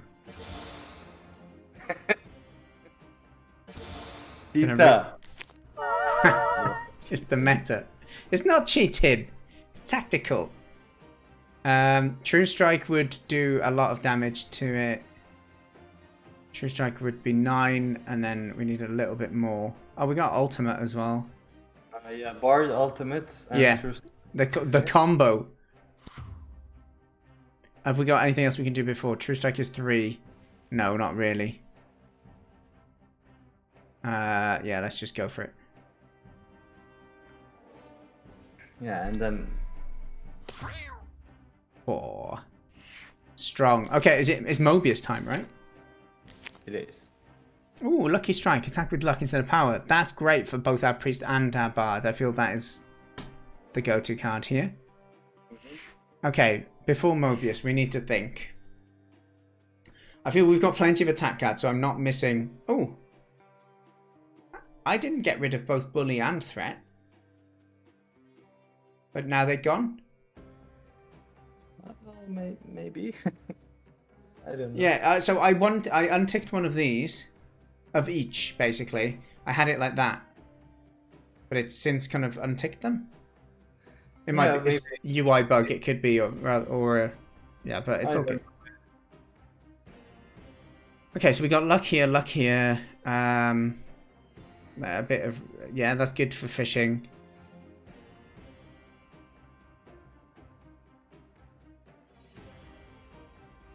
To be honest, I'm going to get rid of blind attack because threat and bully works a bit like that anyway. It can be good sometimes though. Okay, let's just go with that. Mobius, let's go. Okay, 24 health Mobius. I'd actually lose arbitrary imposition against Mobius because it has like 8 luck. It could get these down quick, I guess. Yeah. Because you would do 5 extra damage. You do 7. Bugged? Yeah, he's defended, I think. It's bugged. Okay, that's a good start. Oh, that's a less good start. Okay, ultimate here could be good for a little bit of healing.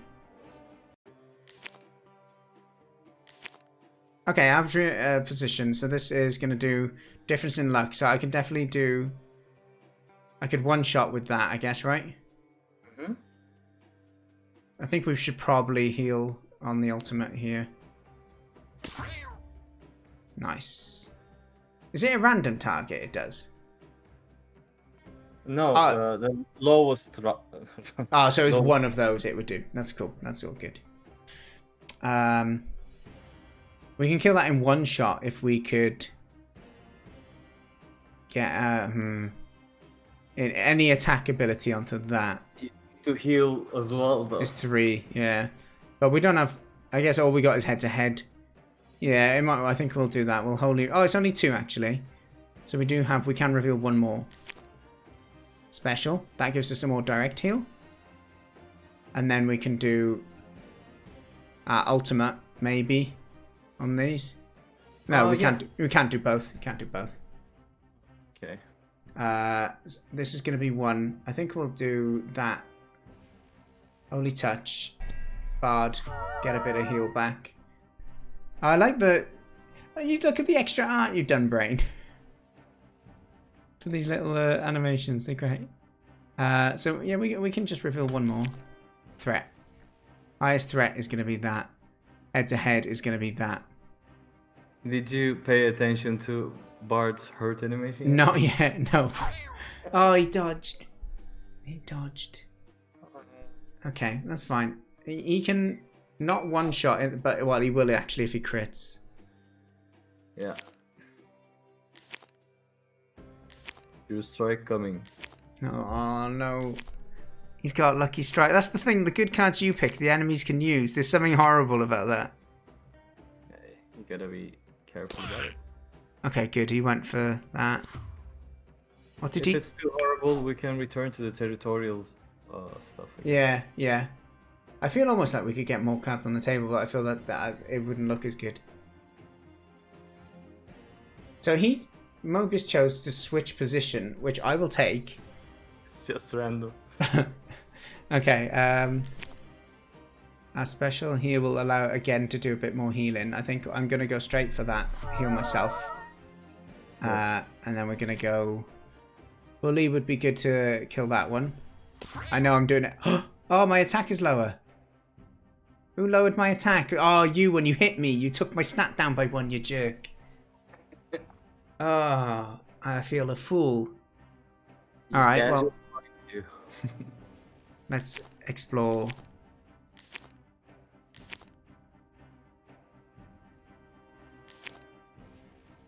So the ultimate here would be until the end of the turn. Oh, it's not going to do any good to us here, is it?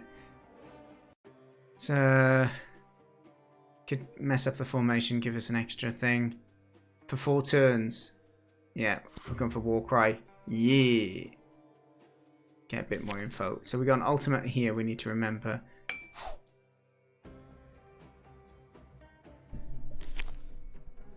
Oh, he found True Strike.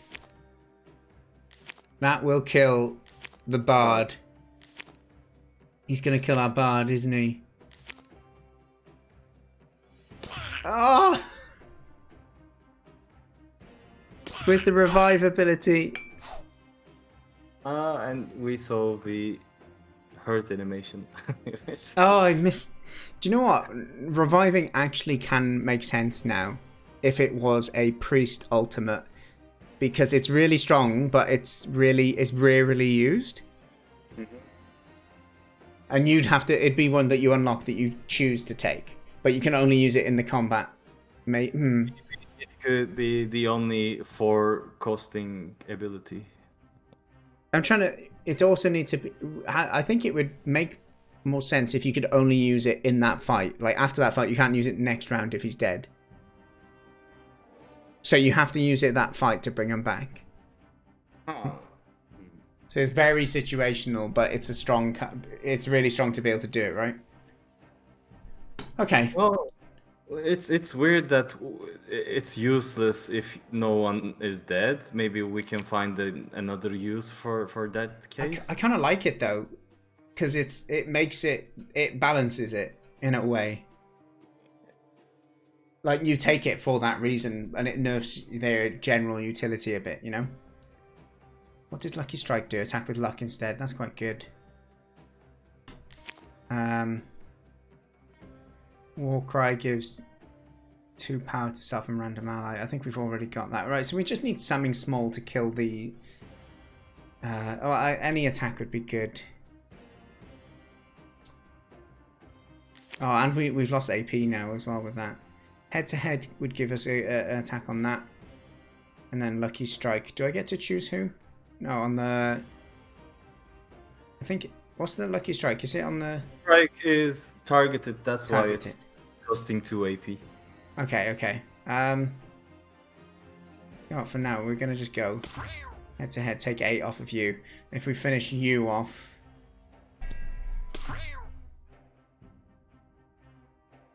Oh, True Strike. Please don't choose it, Mobius. Oh, he's probably going to choose it.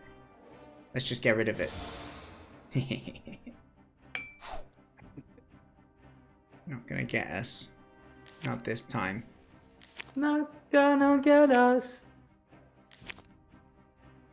Come on. No. Yeah, see, he went for the card. Okay. So what did he do? He went for the thing that gave him more power, is it? But less luck for the next turn. Okay. Now you can make use of the arbitrary imposition, maybe? If we find it. Oh, it only hit for 4 damage, I guess, if you use Priest. True Strike, though. Do we have a buff that we can give before True Strike is used? No. Alright, let's just go for it. Kapow! And... I guess it doesn't really matter. Okay. I guess I could have done a change to attack card there. To try and get a slightly better one. Oh, his ultimate. Curse of the Freeman. Oh, he's hidden. We can't kill him this turn. But that's fine. It gives us a chance to get some healing done. So the slight downside with the mechanic is that like the unpopular cards remain on the deck, and it's just the new cards cycling in are just in a few spots. That was the nice thing, I guess, with the moving board before, right? Yeah. Is it? Because there may be some cards, they're basically dead slots, and you're not getting, the only fresh cards you're getting are the empty slots that have just come. We can do a little bit of healing with their ultimate, and then defend. I think we'll do that. So like that, and then we will defend our priest. Let's just check what that is. Okay. I'm all about attack killing Mobius. Let's go. I need to go and get a drink after this as well, I'm parched. All this talking. Curse of the Freeman, is he gone for it? Oh, well defended. What did Curse of the Freeman do again? Let me double check the... Solves you. Half-Life. Oh, yeah. I forgot the reference. Okay. Of the Freeman. Head to head should do it, right? Should do it, yeah. No, he dodged. Oh.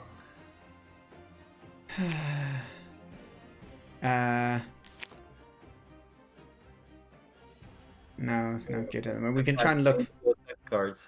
Say that again, sorry. You have a change to attack card. I don't know what attack's going to be better at the moment, other than True Strike. Yeah, you're right. Alright, so I guess it's just going to be... Oh, no. No! I got cocky. 2 specials, bottom left. Yeah, especially against one character, because they can only use 1 card a turn, right? So the whole deck board stays the same, other than the 1 card. Holy cow, 12! Did he crit me, did he? Yeah, he did. Okay, hopefully if he doesn't dodge, we should be able to kill him. Specials are here. Is special going to help us here? It'll allow us to heal. No. Okay, that gives us a buff, but we already got enough to kill him. If we find True Strike, it gives us a... It can't miss, right? No, we can't. Oh, no. Okay, we're just going to have to... Please hit. Yes! We killed him.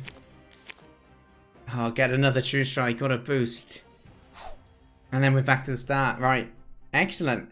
It's a shame that we've lost our Bard, because we're going to be in a weak position. We got no way to get him back. And look, we're on 4 health each now. But that's where the idea of coming into that map and being able to go, right, we need to go somewhere where we can heal.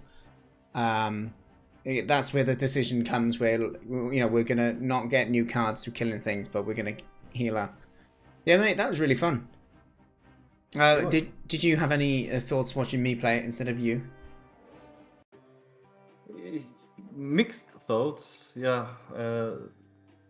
Sometimes I found it interesting. Sometimes it's confusing, man. Like I wrote down some like main issues, questionings of the current gameplay, and you mentioned some aspects of the game were actually fun that I wrote down that I was questioning those aspects. Okay, interesting.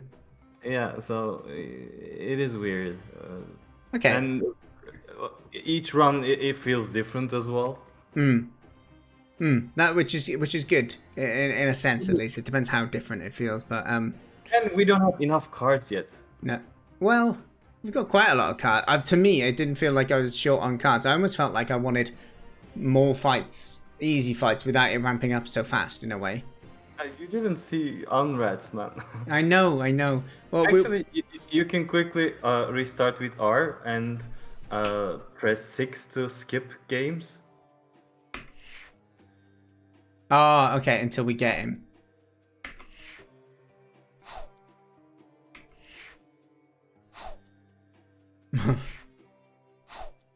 No unrat in the game, mate. I should have... I don't know.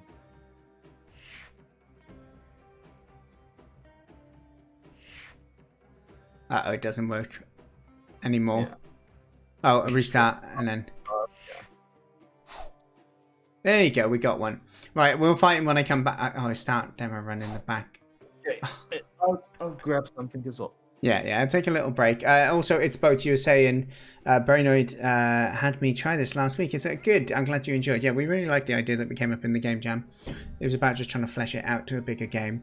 And it's taken, unfortunately, like a year, but for us to get some time back on it. But there we go. That is life. Yeah, I'll be back in 5 minutes or so. Thanks for hanging out, by the way, ladies and gentlemen, and Brainoid especially. I won't be too long. Yeah. I'll be in a minute as well.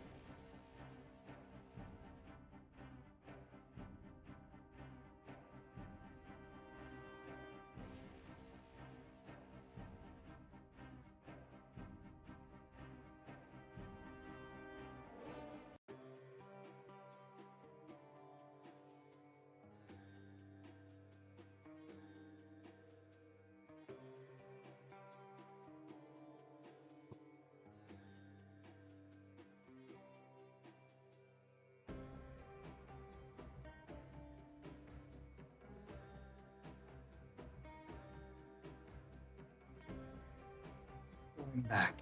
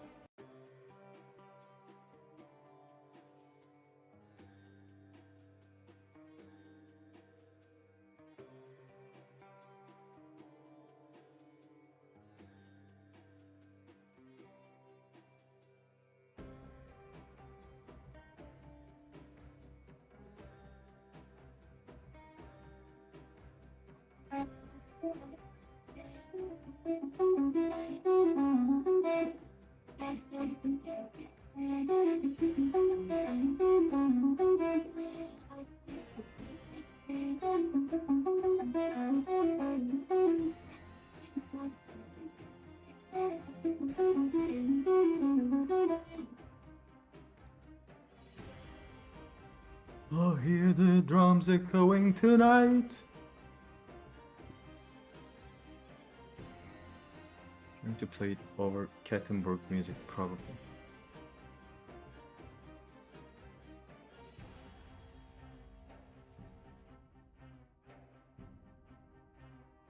Oh, we don't know yet, folks. We don't know yet.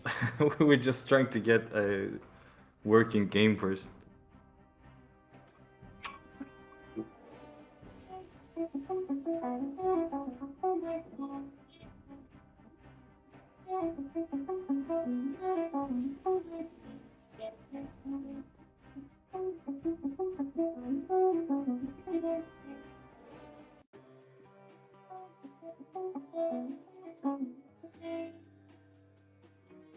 And the drums echoing tonight, but she hears only whispers of some quiet conversation. Internet was very flat.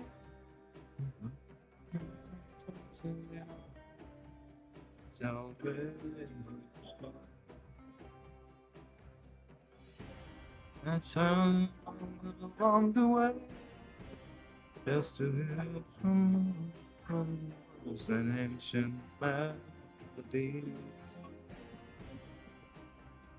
He turned to me as if to say, "Hurry, boy, he's waiting there for you.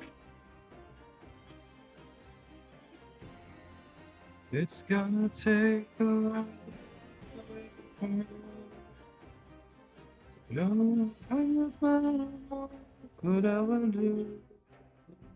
I'll bless the rains down the way we go. Because of things that never had.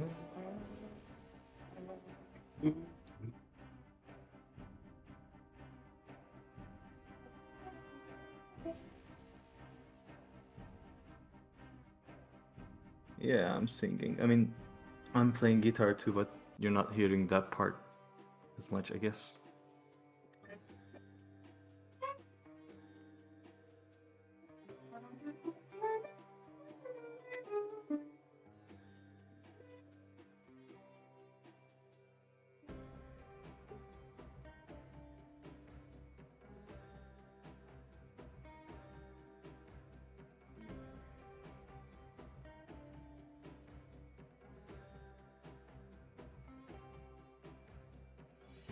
Ballad?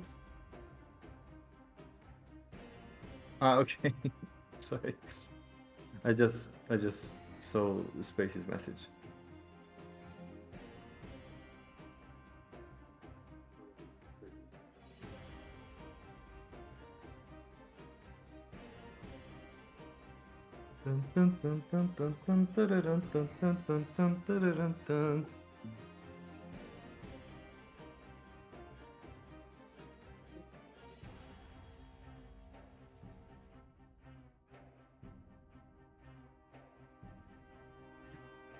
Canonically female. Indeed. Ah! Horse.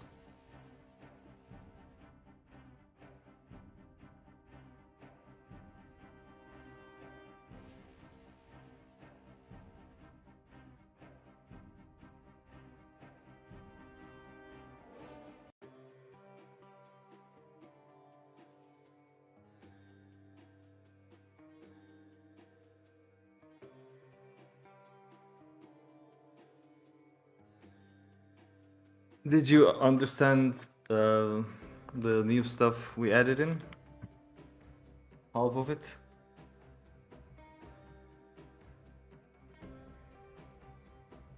At least.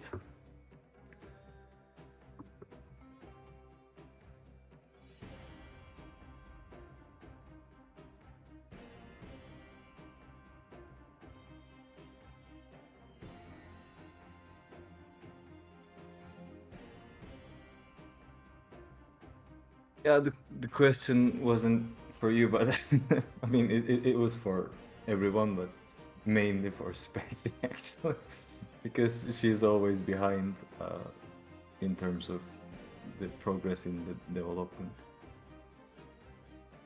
And then she sings.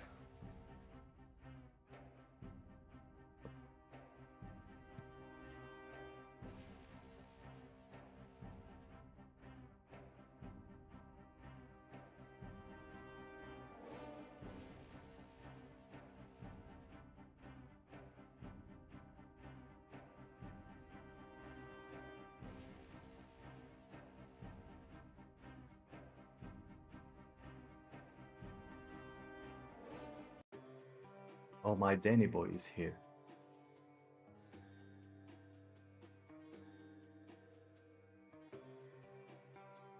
And he's gone.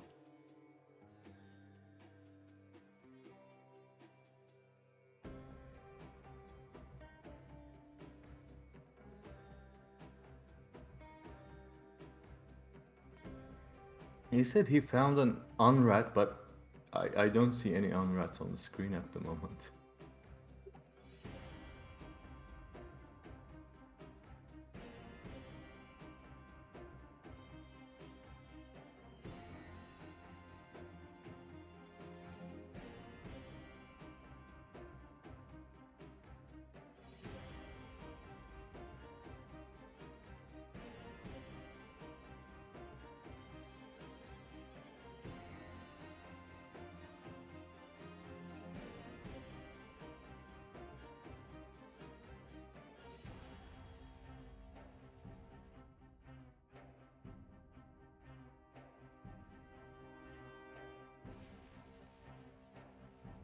Hello, we're back. Hi, Brain.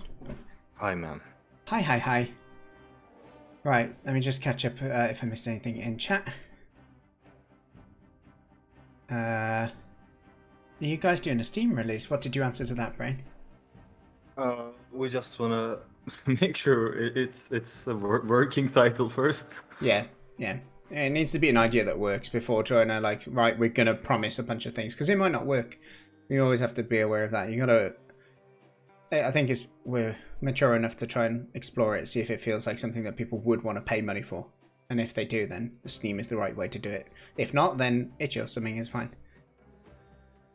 I can work for my cat on my Cattenburg ballad again. Oh, that'd be wonderful, Spacey. Yeah, the whole story and everything. If we did go with it, we'd really have to think. There's a lot to design. The different worlds, like the areas that you travel to, a bunch of enemies.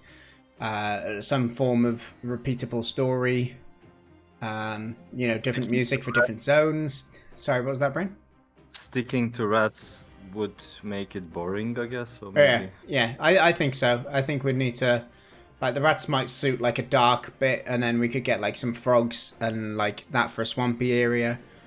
I'm sure Spacey can come up with great thematic kind of ideas for along those things. But yeah, basically if we do decide to flesh it out as a full game, then there's a lot of work that needs to go into it, which is why we're trying to trial if it's worth it first, you know.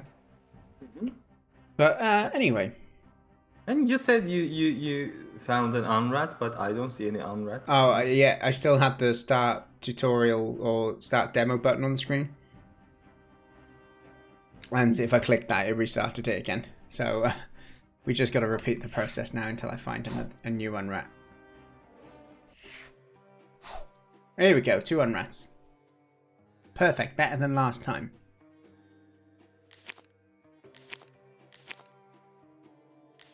So if we remember, unrats do, just to remind chat and myself, unrats do if you're across from them, it will steal 2 wisdom, which means you have less AP the next turn, you've got to remember. So the one, it's a bit bad in that way. If not, opposite slot, random target enemy. This doesn't seem... I guess it does. It's basically do the one in front of you, but otherwise just choose a random one. Yeah, it doesn't steal, but only lower. Oh. Yeah, we can. Yeah, I didn't notice that. Yeah, that's pivotal. That's great. Okay, and then the next one is attack dealing 50% wisdom. Yeah. And infect them. Crikey. And rats are interesting ones. Okay, so we've got high luck, which is nice. We're going to go ahead and... I don't want to kill them super fast. It feels a bit harsh. Yeah, just end the turn and let them attack you. Let's track. They got a threat. Okay, they got the ultimate. Infection. Will they use it though? Yeah. And threat. So infection only cost 1 as well. Ah, spreads in 2 turns. So infection again, what is that, the one where it reduces the wisdom? No. No, when you play the card. Ah, yes. Sorry, fella. Sorry. Yeah. And some cards it doesn't work yet because. Yeah, I don't want to explain that. I'll fix it. Okay. Let me just do a standard card like bully. That should work. So I'm on 16 health. Oh yeah, and then it reduces one afterwards. I saw. Yeah. Right. Let's go ahead and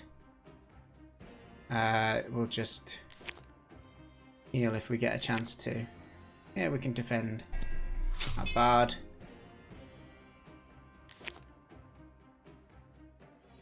Yeah, that's fine. And then the bard can do a blind attack.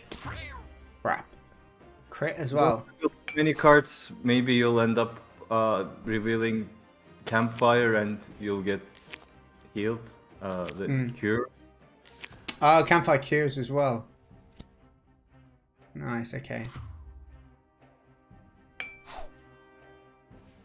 Any heal cures at the moment, but we can change that. Right, yeah, that makes sense. True strike. We kind of want... I want to see them use their specials. I'm going to get rid of true strike so they don't choose that. Oh, yeah, the infection is spread now as well. Oh, so it doesn't spread anymore. That's cool. Yeah. It just spreads once. Yeah, good.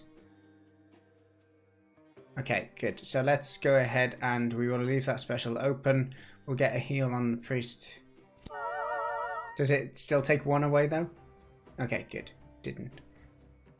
Good for me, at least.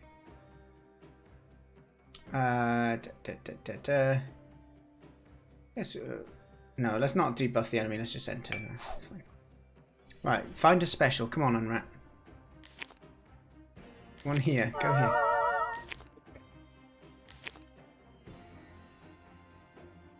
Yeah, we should add a Add button. a what? Sorry. We should add a button to switch, so we can play as the enemies. Ah, that would be nice actually. So he infected me at least, and this spreads. They both spread. It's only gonna. I guess if there's no one to spread to, then it just doesn't. So yeah, it's cool though. I like the mechanic. It's just an annoyance, really, isn't it? Yeah. Yes, let's just. Forces you to use heal cards even if you're not like low, so that's good. Yeah, it gives you another reason to use them. You're right. Ah, here you go, Brainy. Okay. Beautiful. So he stole wisdom. We've only got 9 now. They're going to have 10 on the next turn. That's super nice. I like that. And it's just for the next turn, is it? And then it goes back, or? They can use it next turn, but then it resets, I think. Yes. Okay, let's try and get some... Oh no, special. I thought it was ultimate. If we can get an ulti... No, okay, let's just get a heal on one of these. Card. That'll get rid of your 6 status. I don't want to true strike one of them yet, so we'll give him a bit of a slack. If you enjoyed their company, you can just end it. I just want to see some more of the... If you just want to see the bard hurt. Oh, yes, that's another thing, thank you. So Yeah, special hide again. Hide everyone.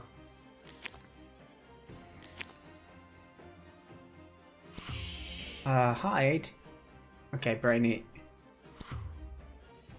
Well, I mean, that doesn't impact things so bad. But it does help them.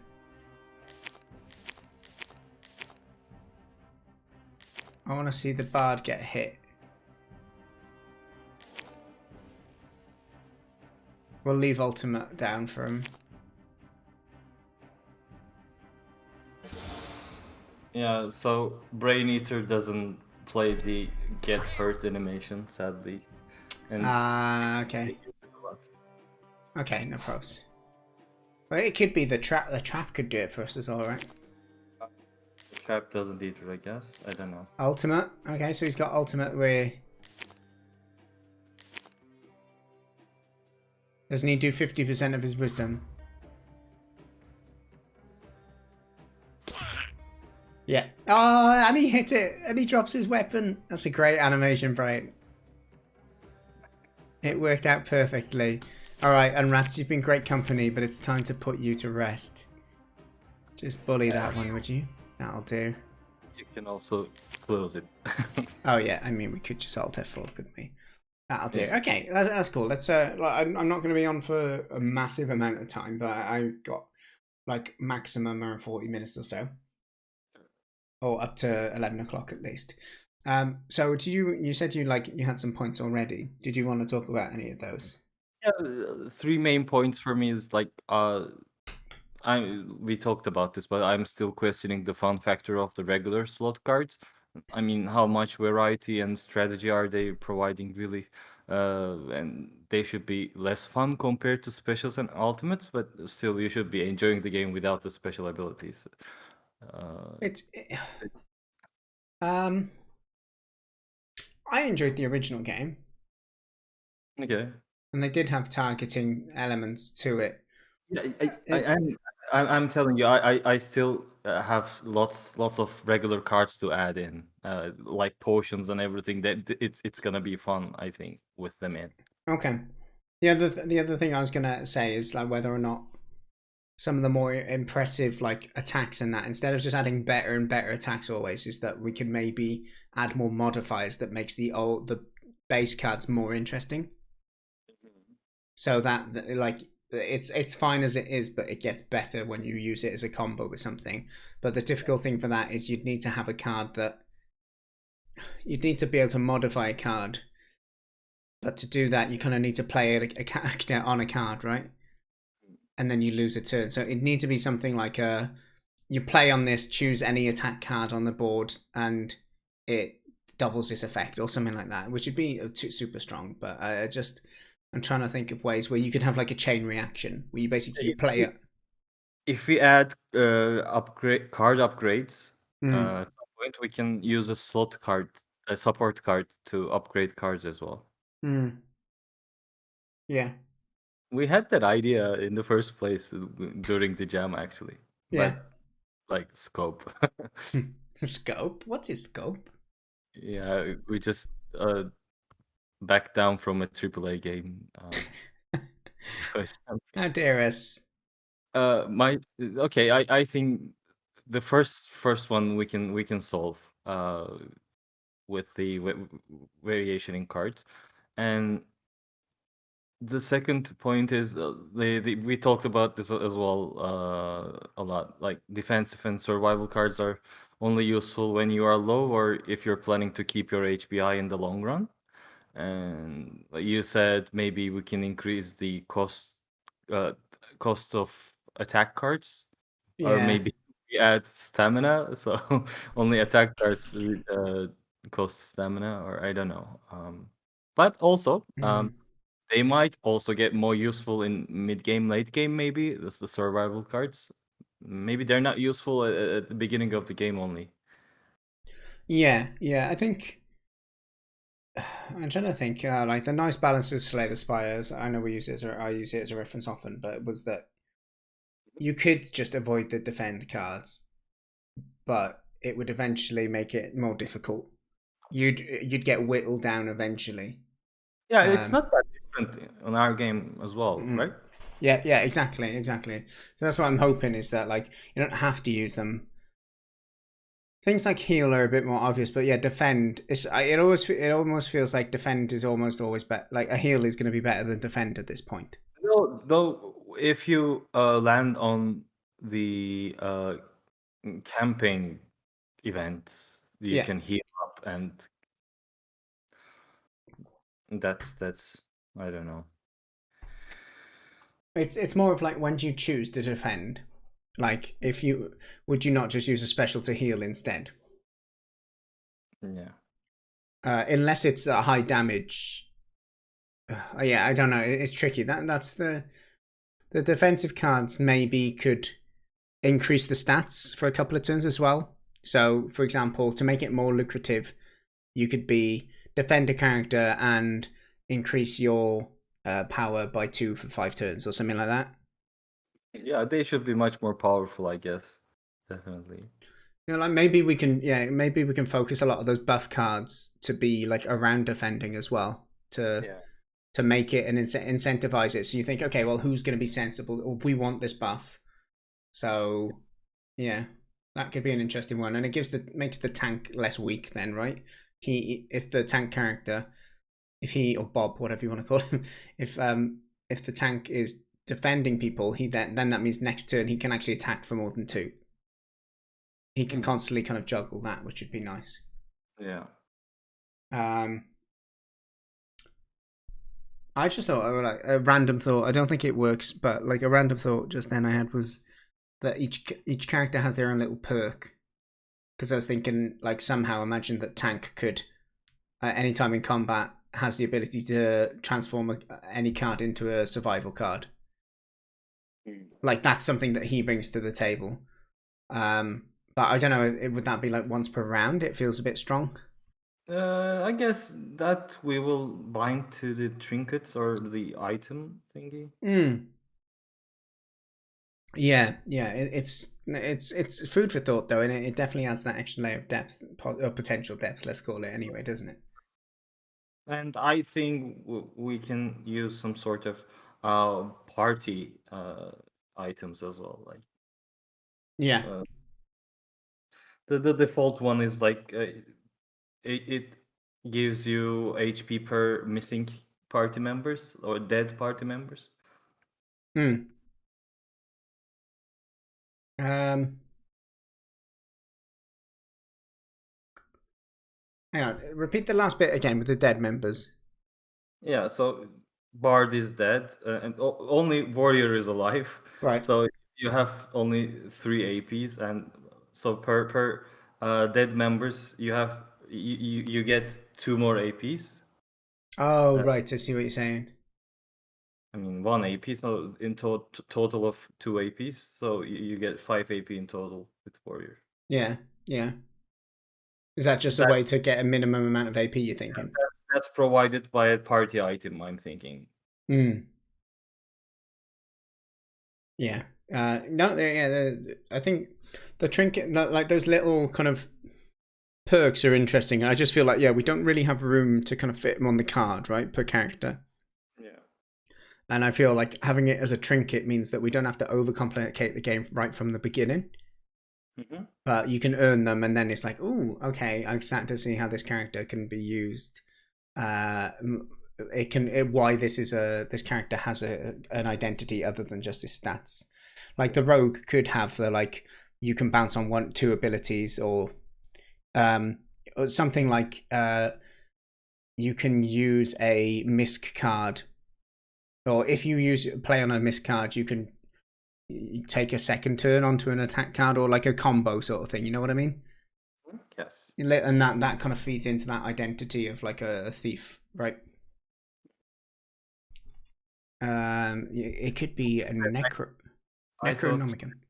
Go on. I thought an item like if you if you find a matching card, you that character gets healed, or I don't know. Yeah, like we didn't. Oh, cranky! That was one of our ideas, wasn't it? Yes. Right at the start, that it makes the ability stronger the more of them that are on the deck. But now Yeah, we've that got like a billion cards. yeah, that we back down to maybe you earn an AP if you find matching cards. Mm. Never implemented. Yeah. Yeah, that gives you incentive to like, mind you, but then you have to, unless you want to use it, you're revealing it just to get a matching card, which gives you it back. Yeah, it might need to be like 2 AP or something like that. Yeah. Um, Sure. Yeah. So we can focus the trinkets around that as well. I don't know, like matching cards mechanics.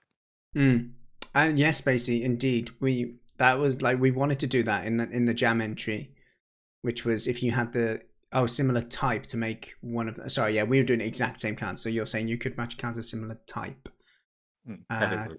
to make them stronger as well. Yeah, if there's some way to unify the to like make cards related other than like the attack, because otherwise you just stack all attack cards and have really strong attacks all the time. But no, yeah, that's a nice thing if it's a trinket, right? It makes the gameplay variable. It makes different decks more viable with the right trinket, if that makes sense. Sure. Hmm. Okay. Did you have anything else in your list of? Yes. The last one is like I want to ask you: are we making enough use of the combat positioning, Um. and what can we do about? Yeah, I'm trying to think how to, whether we have like environments where there will be like a meteor, for example, brain that targets a spot that is falling, and so that will take some environmental damage. Like say there's a like a fire zone where you get these like meteors coming out of, not meteors, but you know what I mean, like a fiery ball coming out of a volcano. Like that. Like infected, we can add a effect on that card, like saying a meteor will hit this spot in 2 turns. Yes, yeah. So instead of it being tied to a target, sorry, it's tied to a character, it's tied to a position.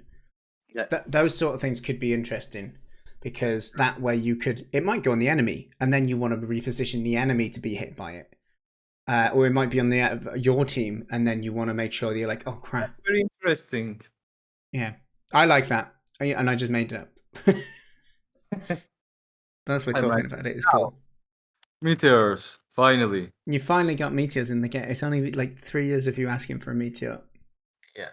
But yeah, if that makes the environment and the worlds more interesting as well, right? That because yeah, that's one of the things we struggle at the moment, is making it feel like you want to spend time moving characters. I don't know whether I don't know if I like what I'm about to say, but sometimes it feels like them being able to only do one action is harsh, but I think it needs to be that way.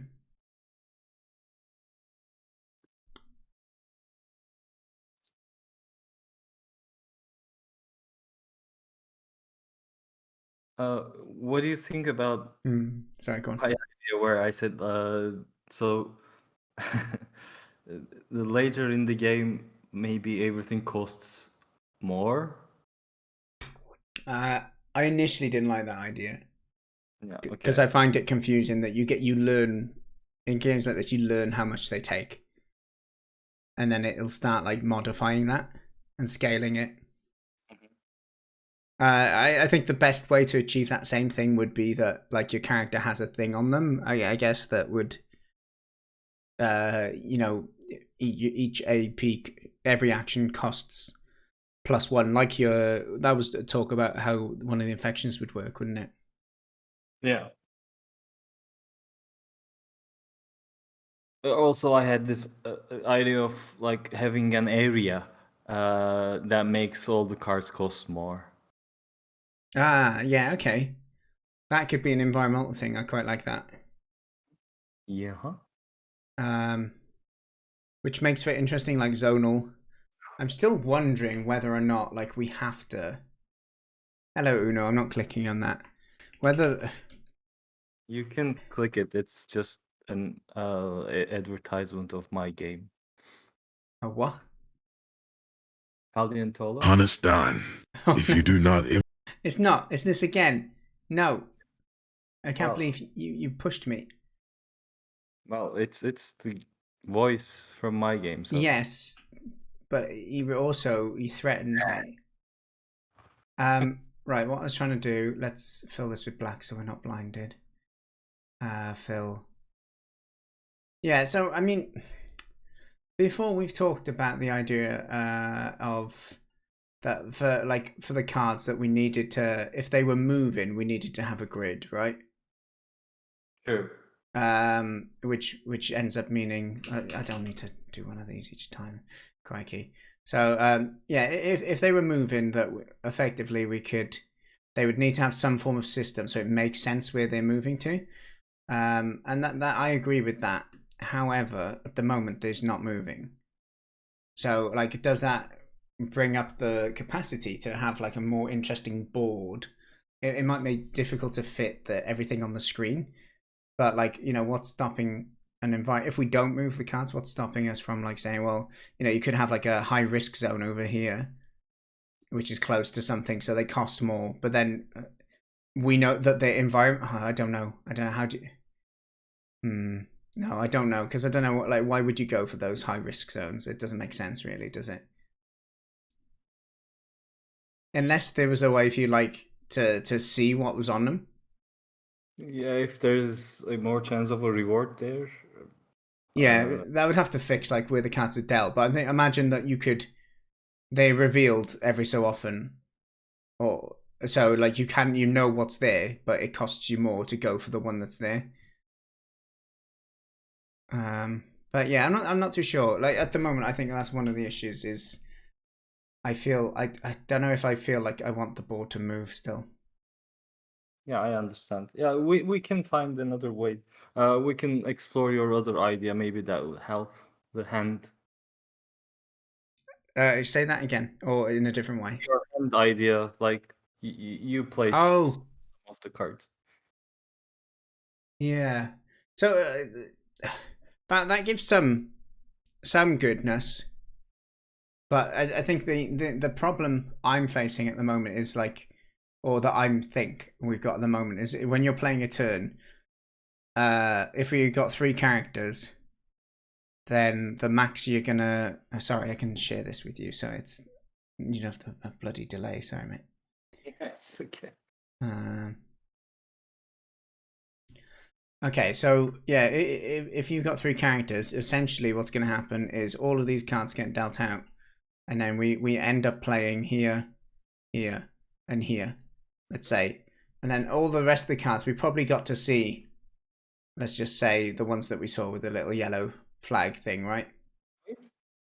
But then next round, the only ones that get replaced then are these ones. So I feel like we're not actually drawing much from our deck. Yeah. And so like you might see these and go, oh, well, this is a defend. I don't really care for a defend. This is a Especially can't like you have very situational cards that won't get used, like the sidestep, right? Mhm. So that's a dead slot then, and you don't recycle cards, so the cards you're looking for don't come into play. Yes. So that's where I feel like making like whether we burn every card you reveal, that gets rid of the memory element of it. Yeah.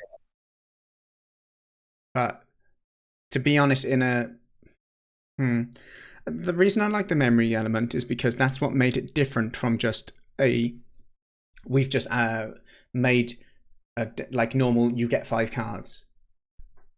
Because essentially revealing 5 cards is the same as just being dealt a hand of 5 cards, right? Mm-hmm. And the memory element of it is what made it different, not just a complete gimmick. I have an idea, but it might be complicated a little bit. What if Standard. uh, the board dynamics change area to area? So this is this the current rules are for the forest area, and we go to a canyon area where we have some earthquakes and stuff. The board moves down each round, Okay. Yeah. Or and maybe we in a go. forest you could have trees. Just imagine like the trees are on the side of the board, right? At the end of every like 2 turns, maybe a tree could fall like across here, and these cards get swapped out then, Yeah. and then the tree disappears. And you might get a tree falling this way, but it feels like it's on the characters then. But hey, that goes with what we just said, didn't it? That it can actually damage these characters. You're going to take damage. So you want to actually move the character out the way so they don't take damage. So I mean that works for forest. Like as you said, earthquake could where they move down could be nice. A water level they could move to the side. I feel like we're just reusing the mechanic thing. But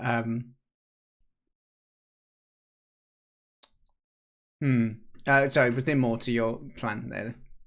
Yeah. So and maybe third area. We just have maybe the meteor thing. Yeah, where it targets like Random cards are gone. yeah, at the end of every turn, or like plant. You know how you have in like fire levels, you have like bits of the floor that'll like melt away. Yeah. But I think the meteor landing sounds better because it makes like if the floor goes, then how can a card go there next turn? Right? It's more like we're just burning the card. We could have a level where a dragon comes by and does something like that as well. Like if it was like you're in an area where there's like weird dragons or whatever for whichever reason. So you could have a dragon up here. Look, I don't know how to draw a dragon. It's just going to be a giant turtle at the moment, okay? But the giant turtle could just, target like a cone of cards that it's going to go for next turn. Or yeah, I guess that just forces a bit of that you can't keep a card there for. I don't know. It needs to feel purposeful. I feel the ones that can hit enemies. Ooh, hold on. So, say True Strike, our favorite True Strike was on this card, right? You still with me, good brainode? Yes. Yeah, no, that's fine. So say True Strike is on here. Got really messy. Say that again? Your board got really messy. Yeah, don't worry about it. It's fine. Everything's perfect. This gets flagged it's going to get hit by meteor, right? So, but not now, but it will. So the interesting thing about that is I could use True Strike, but if I use True Strike, character 2, then at the end of the turn I get hit by it as well because your character sits on that card, right? But then I don't know. That gets rid of this whole positioning element of it, then, doesn't it? Because if your character ends on the card, then they're not going to get hit in their position. I really think we should complicate that. We keep that meteor idea like as a debuff, like and it says meteor hits in two turns. Right, on a character slot, you mean? Then we use the meteor idea for the card slot cards, just like they're just burning away Okay. randomly. Yeah. I was just thinking of that cost of I can use True Strike, but there's a negative of using it, you know? So you have that decision making of I'm going to use. It's not simply as simple as let's use True Strike, because if you do, then you're taking damage from using it. We can make it like we thought of trap cursing the cards. Yeah, So I literally thought the same thing. Yeah. maybe you reveal an environment card that it's a volcano or something like that. It adds some traps, like lava traps, on some random cards nearby. Yeah, that would have that same effect, right? Or you could even do it in a plant, like toxic spores or something. They spread from the card and land on cards around them, and then they're then more expensive, or they hurt you when you use it or whatever. I really like the other idea, like you reveal a falling tree card Right. in the environment, and you know that next turn it will hit this slot, like both you and enemy, maybe, I don't know. Oh, like that row is going to get cleared. So you switch positions, maybe. Yeah, I think the row rather than column is probably more effective, right? Yeah. This is good for just changing these, but yeah, it does. One, it adds interesting game mechanics, and two, we're solving two problems at once, right? We're giving the idea of you want to move your characters, especially if we make them really hard hitting. Maybe not too hard hitting. You want it hard hitting enough that you need to act on it, but It stuns you. imagine you hit. Yeah, stun is good actually. Stun could be a good one, but then you don't. What I like about the trade-off of health is that you go, okay, I can take the hit for you, but it doesn't. It's not going to be. It doesn't put you out the round next turn. With the stun, it means one of your characters is going to get stunned regardless. Whereas health is you take damage, but you still can do everything, which is still fun. It's an interesting mechanic to like have two of the characters stunned next turn. Not. Oh, the whole row, you mean? Yeah, because it wouldn't just be your character; it'd be the enemies too, right? Yeah, and you could even invert it and have like a buff. True. Like a spotlight shines on one of the cards, one of the positions, and like this is the buff of extra power. Like when in this buff, you get an extra bonus. That could work. And it could work for the enemy as well if it's just a random one, and then you kind of want to push them so the dead one is in that spot or whatever. Yeah, I like this. I think it adds a bit of a dynamic and to it that we didn't have before, but also helps us deal with the card cycling. And I think the card cycling is important. And I think for the whole row clearing is one. You said earthquakes moving down. We had like random ones, like 5 meteors will get thrown out at the end of the round. That's going to help shuffle the cards up. Yeah, whether or not we get stuck on ideas for that, but in my mind, I've got like 4 environments that I think would be great to target. Okay. So if we, we've got 3 already. I'm trying to think what like a 4th would be. I guess we don't need to think about it now. But what I thought I've tried thinking of one before during this conversation, like a water-based one. And what would be interesting about the water is it goes like back and forth like a tide. Okay. But I don't know how it pushes them off, right? So it'll burn all the cards, move across, new ones get dealt in this side. But then the middle ones would stay the same. That's unless it's like a couple turns in a row, like 3 turns it goes that way, then 2 this way, then just change the axis of the board movement, like using the tide as moving the board to right, shifting everything. Hold on, sorry. That's what I said. Is that what I was saying, or are you saying it? Sorry, repeat what you're trying to say. Maybe I understood you wrong. Sorry. Yeah, I guess I meant that the whole board moves like this way, one step that way at the end of a turn because the tide's going that way, and then the next turn or maybe in 2 turns it'll come back and so then it'll start moving this way. But the problem is you have like this area in the middle that'll always stay the same. Did you mean something different? No. Similar. Yeah. Yeah, I guess the one way we could get around that would be do it this way instead. Just because it's only 3 rows that way. So it pushes it up 1 round, and then it could go down twice, up. I don't know. Maybe not. Or maybe cards. Wait. They change positions. Oh, what, it like gets shuffled or something? Yeah, a tornado. There could be a tornado or something that like a whirlwindy thing. I'm thinking. So if it shows that there's gonna be like a tornado warning from this arrow, let's say it's like that, and then you've got like a little swirly warning. The end of the turn, it's gonna like go through this section and like mix them all up. Yeah, it could be on multiple rows as well. Yeah. Or, sorry. Would mix up be enough, or would it need to get rid of some? I'm trying to think. No, I think mix up would be good because one of the main problems is that we have not dead cards, but cards which are very situational, which kind of act as dead until you need them.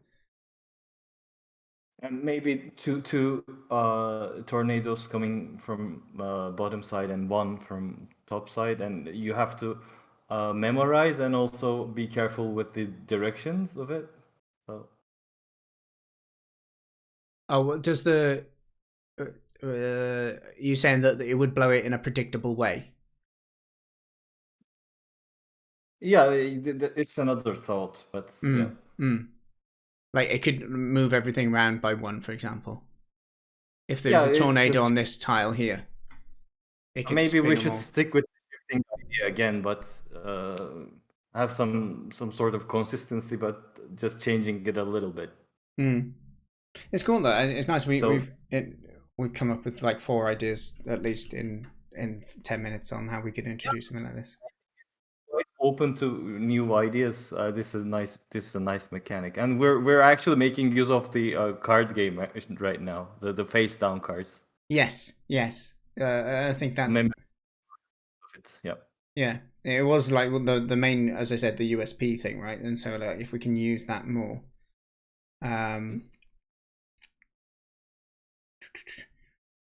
I don't know how this would work with the idea of having like territories, whether that would actually work with this.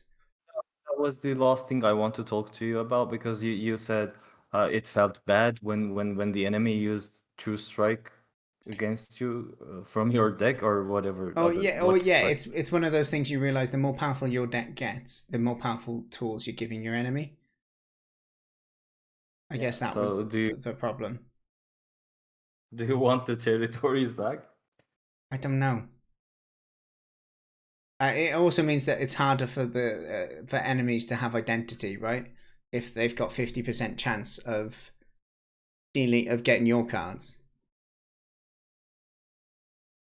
The worst thing about it is that you get, I mean, you open almost 70% of the cards you can reveal.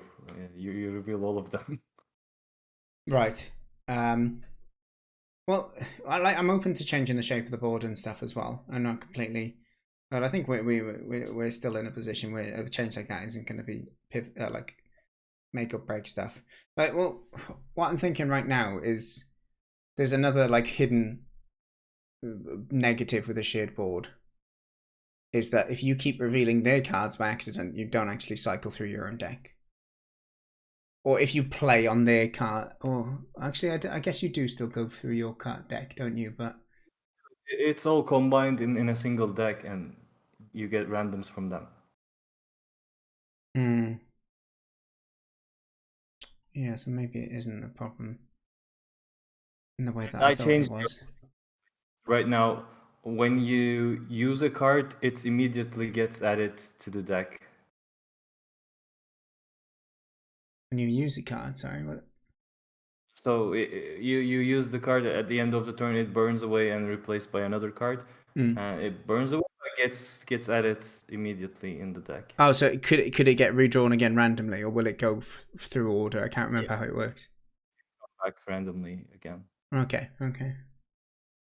Yeah, I think that's a few things that we need to kind of take from this. I guess one would be, or not take from this. Sorry, forgive me. I'm just saying words without thinking of it. Me too. So one would be like deck cycling, I guess. So do burned cards go to bottom of deck, because the downside of getting them shuffled in means you're just reducing. If you're waiting for that really powerful card that you've got, like a special card, then effectively you could be waiting forever. Yes. Which is like in these games, like it ruins the statistical prediction side of things. So do burn cards. I guess that's the other the flip side of this is that because you have a chance to pull cards from your opposition's deck, then that messes with the stats a lot as well, like the prediction side of stuff. Like the maths, kind of like, oh, I've got a 20% chance of this. Yeah, one thing could be like you decide the deck. Really, the enemy doesn't have a deck. It doesn't solve the problem of like they're using your cards against you, but yeah, at least you know that you design what's going to happen. It's like it's a little similar to Loop Hero, right? Actually, oh yeah, I see what you mean. Yeah. Yeah, I see what you're saying. I think that's one of the hang on, I'll get shuffled in. Let me just write that as a point in our chat. I think the board layout, the board layout still needs some thought. Board layout. Do we want, what did we call it before? Areas, I guess. Yeah.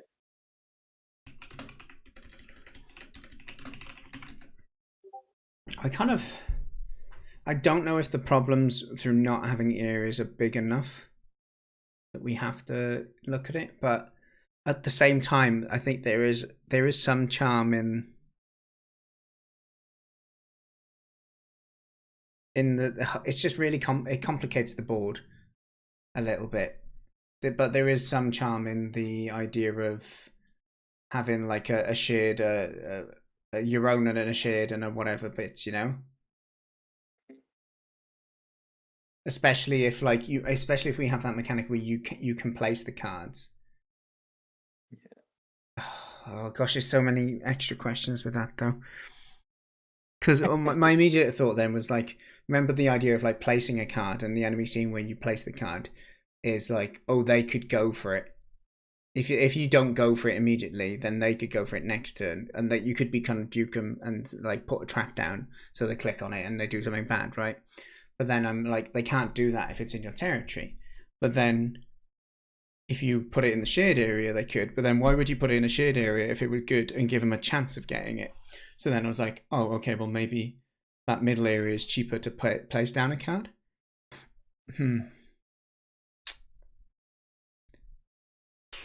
Yeah, I worry like having the separate areas definitely poses risks of complicating it immensely. Like the player doesn't really know what's going on.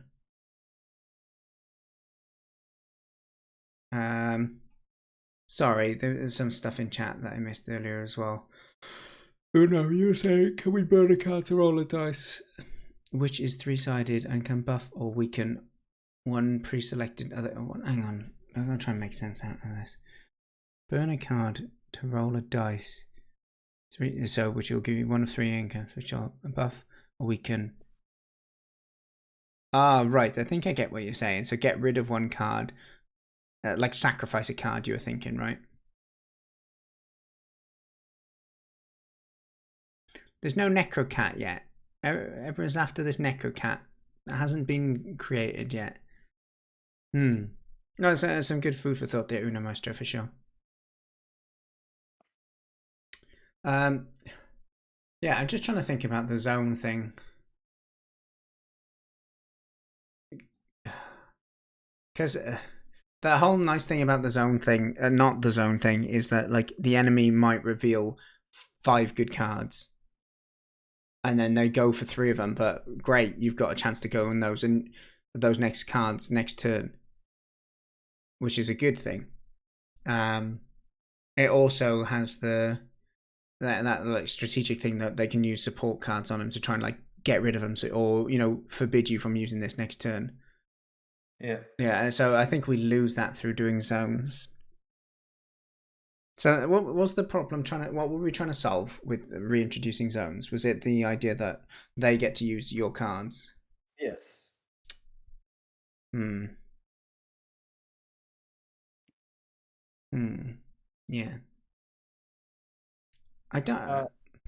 I'm not complaining too much about it, by the way. Like, Yeah. Yeah. I'd agree.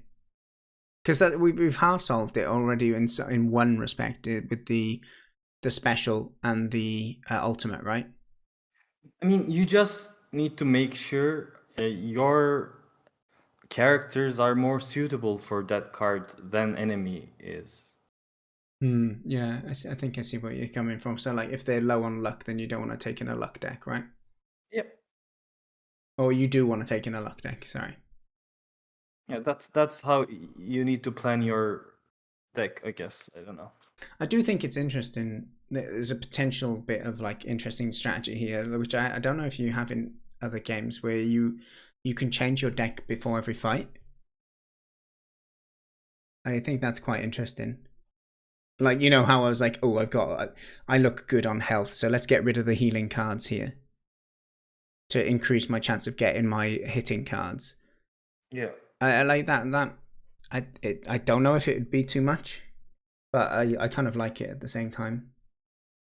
Maybe you have some camps that you can change your deck or something. So you plan your route that way. Yeah, yeah. I think that would make more sense than being able to do it all the time. Because also, like, you want to be able to change abilities and that and the loadout, right? And I think if you can just change that every fight, then it feels like you're not committing to anything. So yeah. And you like that feeling is good sometimes or bad, but in a good way. It's like, you did something and then you're like, oh no, I'm stuck with this for like three turns now, and I really needed that old thing that I used to have, and it gives you those sort of decisions and feelings for a player. Okay, I'm gonna note that down as well. Maybe you can only change your deck, modify your deck in certain areas, events.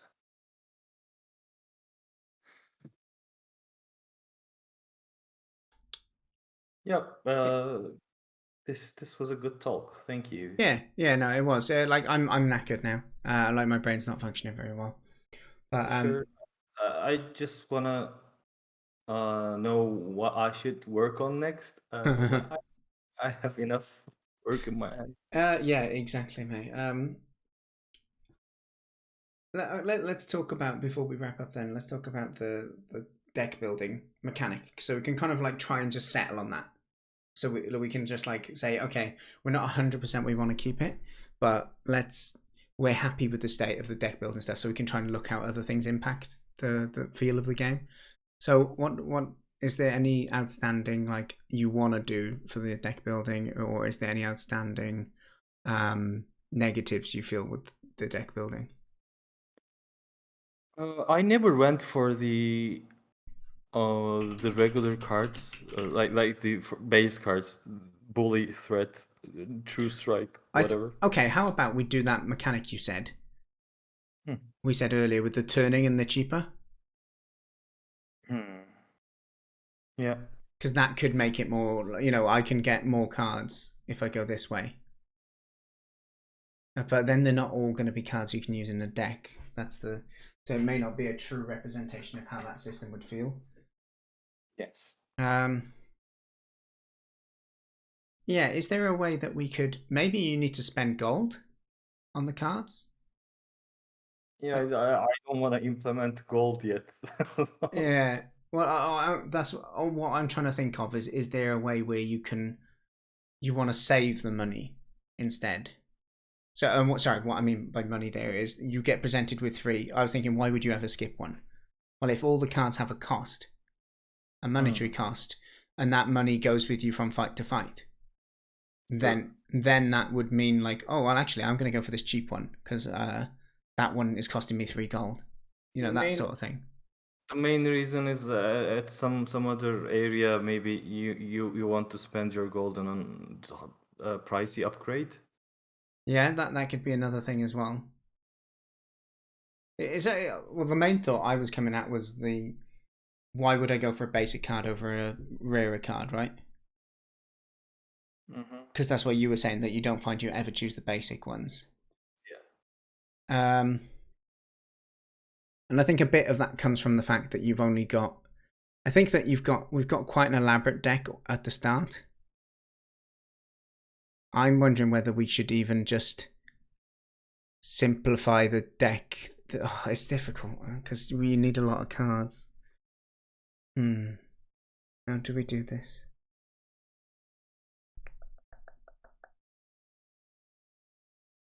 I have 10 cards in my back burner that I will add soon. But like having more cards doesn't always solve the problem. I think what I'm saying here is if there's so many cards available to you early on, then yeah, why would I ever choose another bully? Yep. Whereas if the only cards I get offered things often tends to be those sort of cards, you can take it as a this is good. But at the moment there's so many different cards which are interesting that Merging cards? Can you say that again? Merging cards? Yes, that's a really good idea. That's how you upgrade them, maybe. So if you've got 3 of the same card, you can upgrade it, something like that. So it becomes bully plus. Bully plus.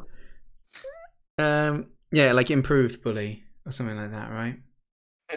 Which would maybe it does extra damage. I think that's a good idea. That's a good way to make people want more of the smaller cards, right? And to translate those crapper cards into strong cards eventually.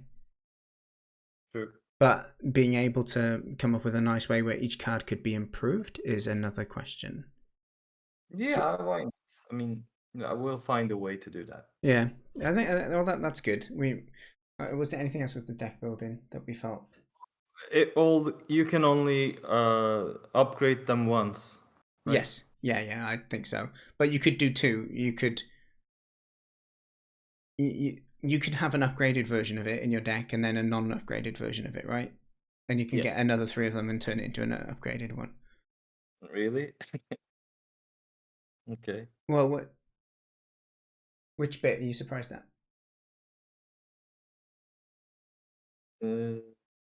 Yeah. No. That makes sense. Okay, I just understood it. Yeah. So you first turn these 3 into. Oh crikey! I can't draw. Yeah, you turn these 3 into the super version of it, and then you happen to have 1 more left. So then you've got the normal one and the normal one here and the super one.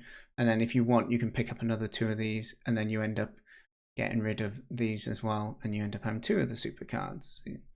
Yeah, I think it's they're not super. It just gives you a way. It also gives you a way to thin down your deck a little bit. True. Well, actually, you got to take cards on. But yeah, no, it's an interesting way without. I think we've got a few different solutions proposed for that, haven't we? We got the way where you have action points, you reveal cards, and you can't reveal them all and take them all, and you can take multiple. So that's one reason why you would take the crapper cards, is you can take multiple. And you've got a budget, so people like to, I've got 3 points left. I'm not going to just take the 2-point card and then leave 1 to spare. So that's Okay, one. Sorry, go on. We just added crafting to the game. Yeah. It's limited crafting. It's fine. Yeah. It's fine. There's not 16 different combinations. That crafting Yeah. enhancement. Yes, something like that. The other option we had was that there's a currency that goes from fight to fight, and so sometimes you might want to go for the cheaper ones because you're trying to save money. Yeah. Yet still build your deck. That's an interesting decision. That is, do I completely save money but risk going through these fights without getting any extra cards, so that when I get to the first town, I can buy a trinket straight off? Like that. That to me sounds like a game strategy that people would do. Oh, I'm doing the no purchase strat, where I don't buy any cards for the whole first map, but then it means that I can get all trinkets for all my characters on the second map and make me super strong. Blah blah blah blah blah. But so that's another approach, and then the third approach is this one that we just talked about now, where you can merge them together. So I think we got 3 ideas there, which are interesting.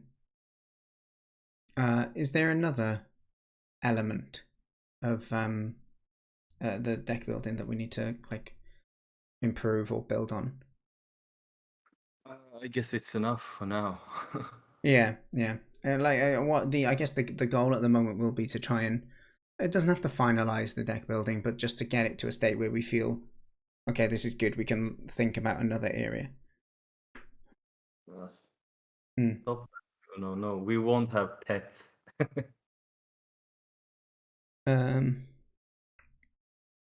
Just read Uno. A base. Will there be base building tower cards you can play minion cards on? No, I don't think so. We could definitely. There's scope. I'm sorry, we don't have the scope for that, but there's scope for that. That we did talk about some of the cards you get after combat not being like deck cards. You can get like gold and like quest items and things like that, maybe, and then you hand those in to get XP. But you could always have it, so you get stuff that you could build armor with, or you can build up a town or whatever, as you said. But I don't think it's within the scope of what we're looking at. We thought about different game modes, reinforcements, and like 6 turn. Yeah, that could be interesting and work with the idea of some of the cards you get allow you to build up your base that you're defending. If it was like a reinforcement mode where you've just got to survive X amount of waves. Yeah, so survival cards serve more there. Yes. Yeah. And you automatically get a rest after like the 6th night or whatever, right? Yeah, okay, let's do survival mode instead, mate. Scrap the story. There's so many options with this, which is great, but it just feels like it's too much for 3 of us, isn't it? I don't know. I'm a one-man army for the last week, so Yeah, it's not okay. Doing it to a high standard, I feel, is too much for 3 of us, but at the depth that we're talking about. we'll see how it goes. Yeah. We'll understand how high we can scope for. I'm interested with the defending mode, whether or not that could be like a smaller scope exploration of most of the mechanics. Yeah. Because there's no map traversal, there's no like story, there's no thematic. I don't know. You could still have environments like, oh, you're defending the farm of the village. Oh, you're defending the volcano of the village. Why not? It's an interesting one. Hexadonut, how you doing? Me and Alicia are doing wonderful. We went to pick some fruit today. Can you tell? That we're doing all cute stuff together? Yeah, we went to get some blackberries and some strawberries and some raspberries, and we didn't pick any marrows because they're just giants. We thought of you though, Spacey. We thought the variety of mixed marrows and squashes, you'd be all over them. We may be, yeah. We're deciding what we're doing with the fruit. Hexa, we're not 100% at the moment. Are you guys playing a lot of board games, by the way, the classical analog ones? I like board games. I wouldn't say I'm playing a lot of them, but I do pretty much go for any opportunity to play a board game. Why is Alicia not co-streaming?